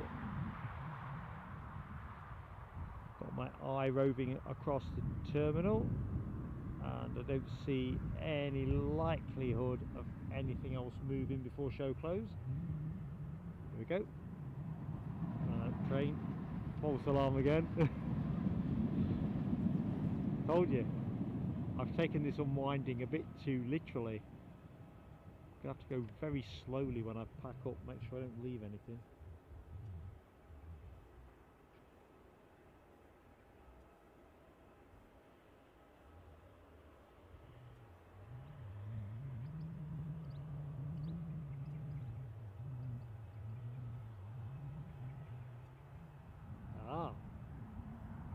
Nels put us right on the chocolate. Belgium's most favourite brand. Do you know what? I've not heard of that one. Not that I'm a high-level connoisseur of chocolate. It's the kind of thing you see in a departure lounge, like Toblerone or Ferrero Rocher. Exactly, alibis. Is it like Ferrero Rocher? Does the ambassador serve it at his reception?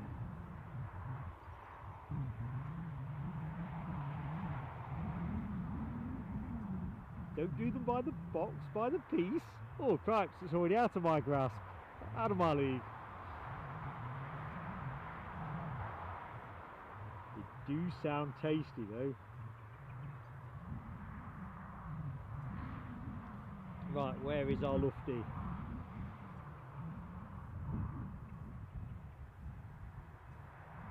Looks like we are gonna get our Aston Jets on the way out. I think we might finish the show with that, the Citation Mustang. It's transponding, so stand by folks.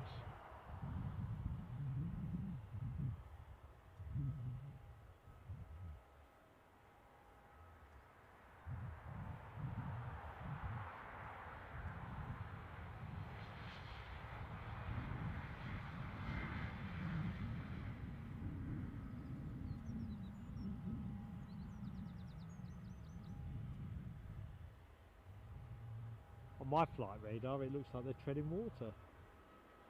Incredible skill.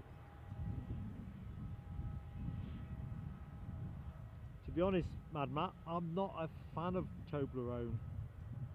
Try not to laugh too much folks, it's not just about the chocolate itself, but I find those big chunks a bit tricky.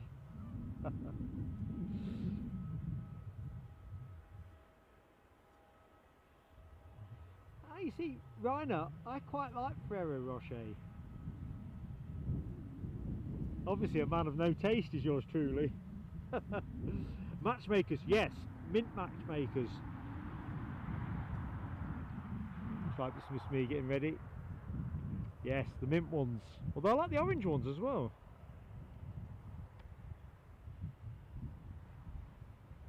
As a kid, I always used to make sure my parents got me, amongst my birthday gifts, you know, you get small little items, box of matchmakers, always in there.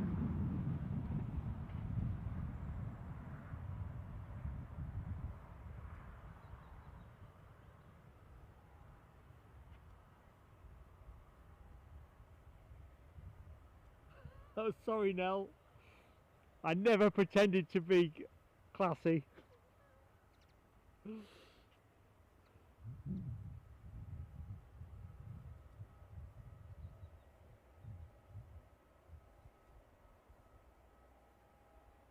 Ah, there you go, Nell. Alibi's chucked one out there for you. Where does battered Mars bar come into this? Delicacy or an affront to taste? I don't know.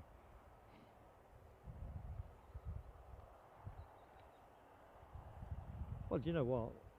I'm always inclined to think this Embraer's gone somewhere else.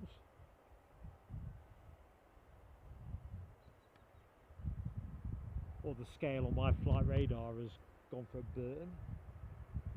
Yeah, I should be able to see it. And I can now. Here she comes, folks.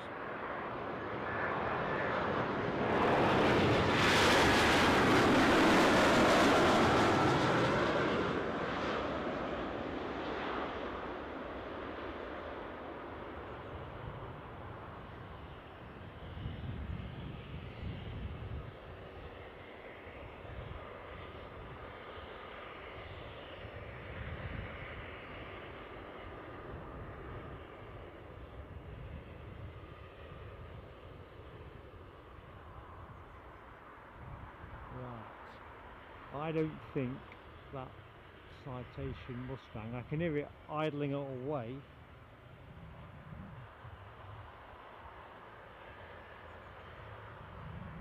Not sure it's going to bless us. We'll stay with this, we'll loiter around for a couple of minutes, see what happens.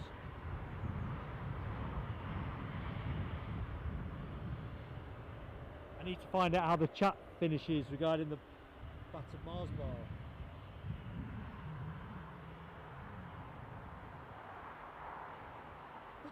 Ryanair, scathing judgment from Berlin. Oh dearie me.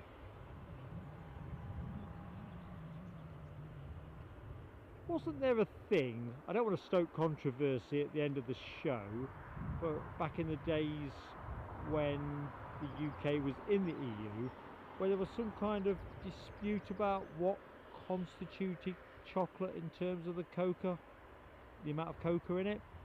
European chocolate having a lot more of that, UK chocolate tending to have much less. Folks, remember that? Can't remember how it finished up because all the usual stuff's still on the shelves, but I do remember that. Oh, I dreamt it vividly.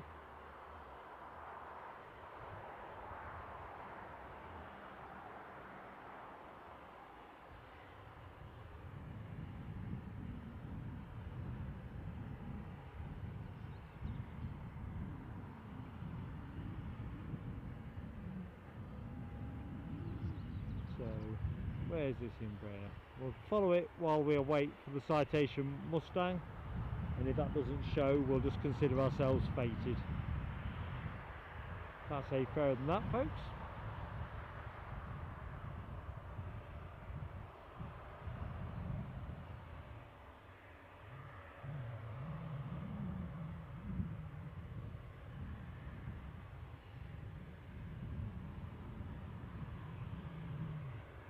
We had quite a good chat about electric cars earlier in the show, but we finished with a proper flourish on the chocolate front.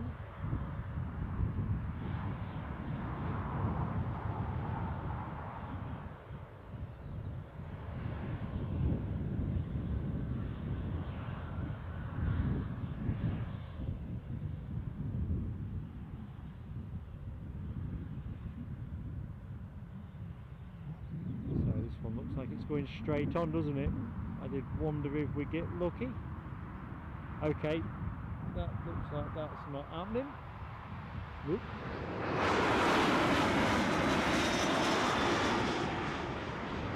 I'll have to take a telescope for that. So there was an unexpected finale. Did not see that at all, so I apologise, Alibi, if you've called that in the chat. Told you, I'm taking my own advice too literally. Unwinding on a Friday.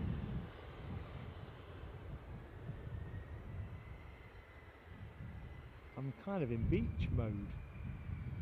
Oh, sounds like our Citation is moving, folks. Hear that little whistle? You can probably hear it too.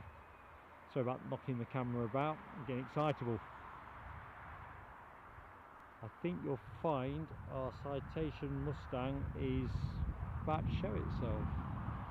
I'm just going to park the camera neutral for the minute, see if I can see if it's moving.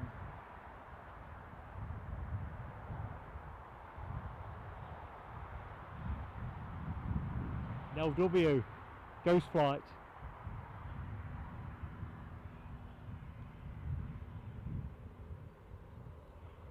No, I didn't see it on flight radar. I think the trouble with the Loganairs is that once they drop below a certain altitude... Oh, is our Citation Mustang, folks? I know I can hear it moving. If somebody could just let me know for certainty if anything else is imminent beyond this, because I think this is the final plane of the show. Come on, out you come. I know I'm not going home to an immediate bar of chocolate, but I am going to stop off at the Co-op and get some chocolate.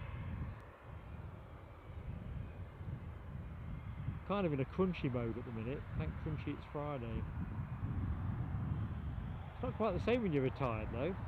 If you're working, I get it. Thank crunchy it's Friday.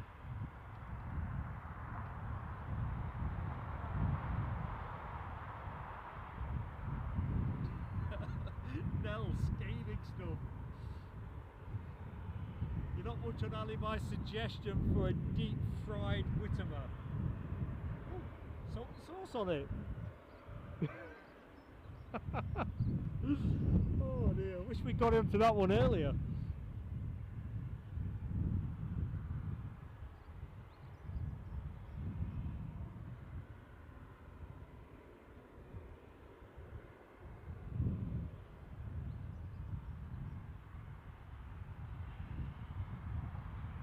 Anyway, folks, last plane of the show is there. I think Loganair are trying to tempt me to film their plane complete the final yards, so we'll have that while it's moving, but as soon as the Citation starts moving forward, I'll take the camera there.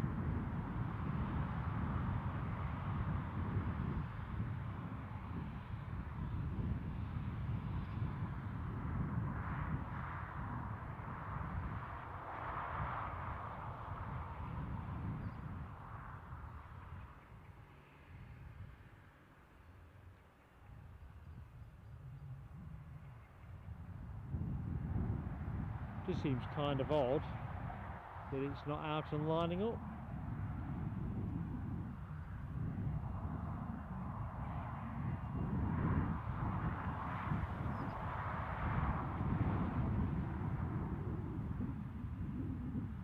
Gate 5 for this arrival.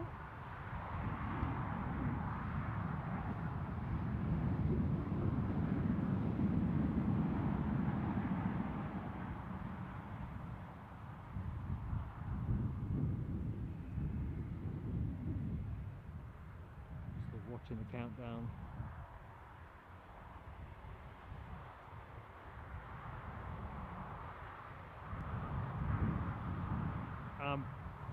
Bang on the money. Last plane of the show, folks. I know I could tempt it out if I stopped looking at it.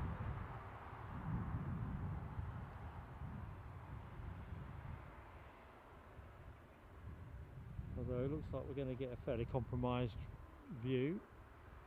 It's going to go off like a rocket, isn't it?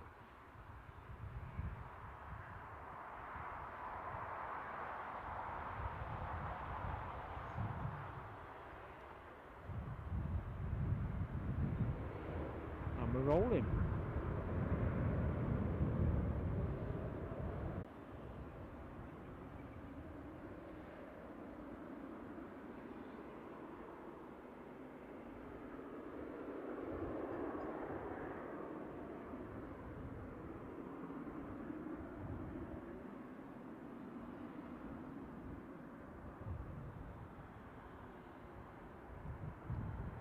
Right, folks, let's close the show.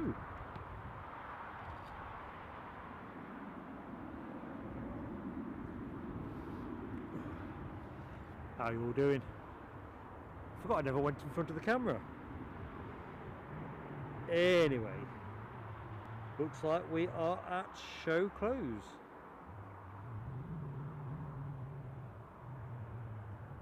just realised my chat has updated me fantastically. Welcome back, Alexandra.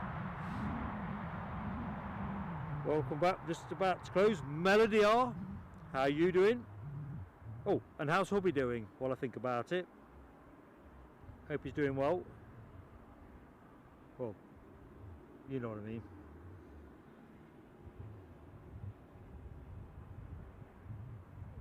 Okay, all looks cushy. I don't think I've missed, well, more than I usually have. Try hard not to. So thank you folks for your awesome support. Always thank you to the moderators. Show opened with Alexandra Wood, Alibi 58 and LW have batted out the middle of the innings, and we're all back in the room together at the end. So awesome stuff. No show functions well without its moderators, and we're very lucky on this channel. Special shout out to a long-term friend of the show, DB Bassman, with a very generous super chat. So thank you, DB. And it's just been an afternoon that's gone by in a blur. Weather has exceeded expectations. I hope you've enjoyed yourselves. The whole point was an easy unwind. You know, you don't get intensity of traffic at Newcastle, I think we all know that, but nice and easy paced, and great company in the chat, and I think we've achieved all of those things. So next from us, in case anyone's just catching that, just spotted Claire Martin in the chat. Hi Claire. Next action from us tomorrow lunchtime. So we'll put the thumbnail out later this evening back at Newcastle, so hopefully you'll be able to join us. Weather looks set fair, and we'll also be putting comms out for our Edinburgh stream that's going to happen in the next few days. Just got to find the right spot to drop that one in. Okay. Rab H, no mate, I'd love to start again. I'd love it if we got some serious freight traffic or something. I'd get a Domino's or something and plough away at trackside, but it's just not the way it is. So as Nell W puts it, lunchtime tomorrow. Have a great evening, whatever it is you're doing, and look forward to seeing you tomorrow. As Ryanair puts it, he's emojied it perfectly. Lots of refreshments in there with a bit of plane spotting just to sweeten the mix. Good stuff. Oh, should we stay on for this Ryanair? Tell you what, if you need to go off and do something else, by all means do. Well, as this is about to go, I'll film it anyway. Once I've got my eye in. This is literally the last plane of the show, folks. I wasn't expecting that.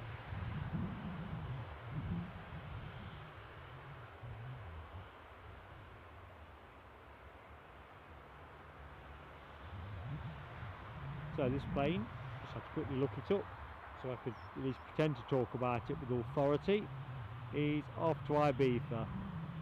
Seems a good one to finish on really. So we'll film it. There's a Jet 2 pushback as well. If that lines up consecutively, we'll have it, but if there's any kind of delay, I'll let you good people do what you got to do. Tabin Khan, good evening Tabin. No, not just one more hour, Alibi. Mrs. Plain Sailing Aviation will slaughter me with an inch of my life. They'll have a show entirely fronted by Eddie tomorrow while I'm in the dungeon.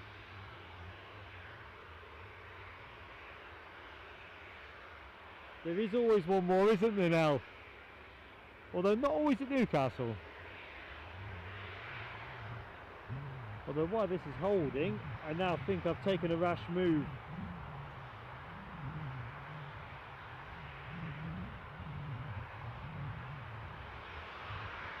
Yeah, I think we'll call this Ryanair the last one, regardless of what follows it.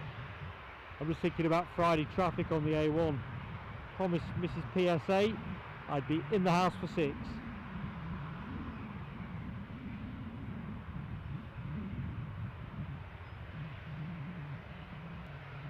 Hope this isn't some kind of ATC break or something.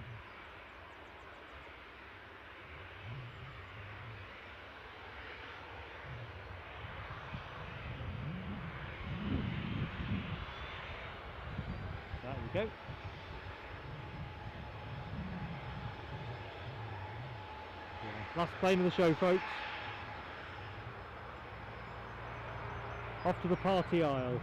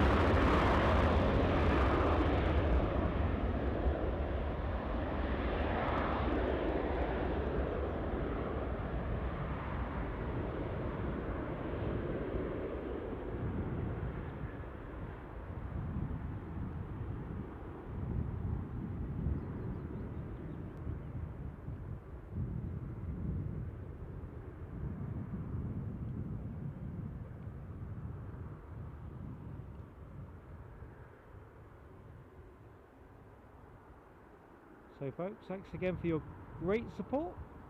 See you tomorrow, hopefully.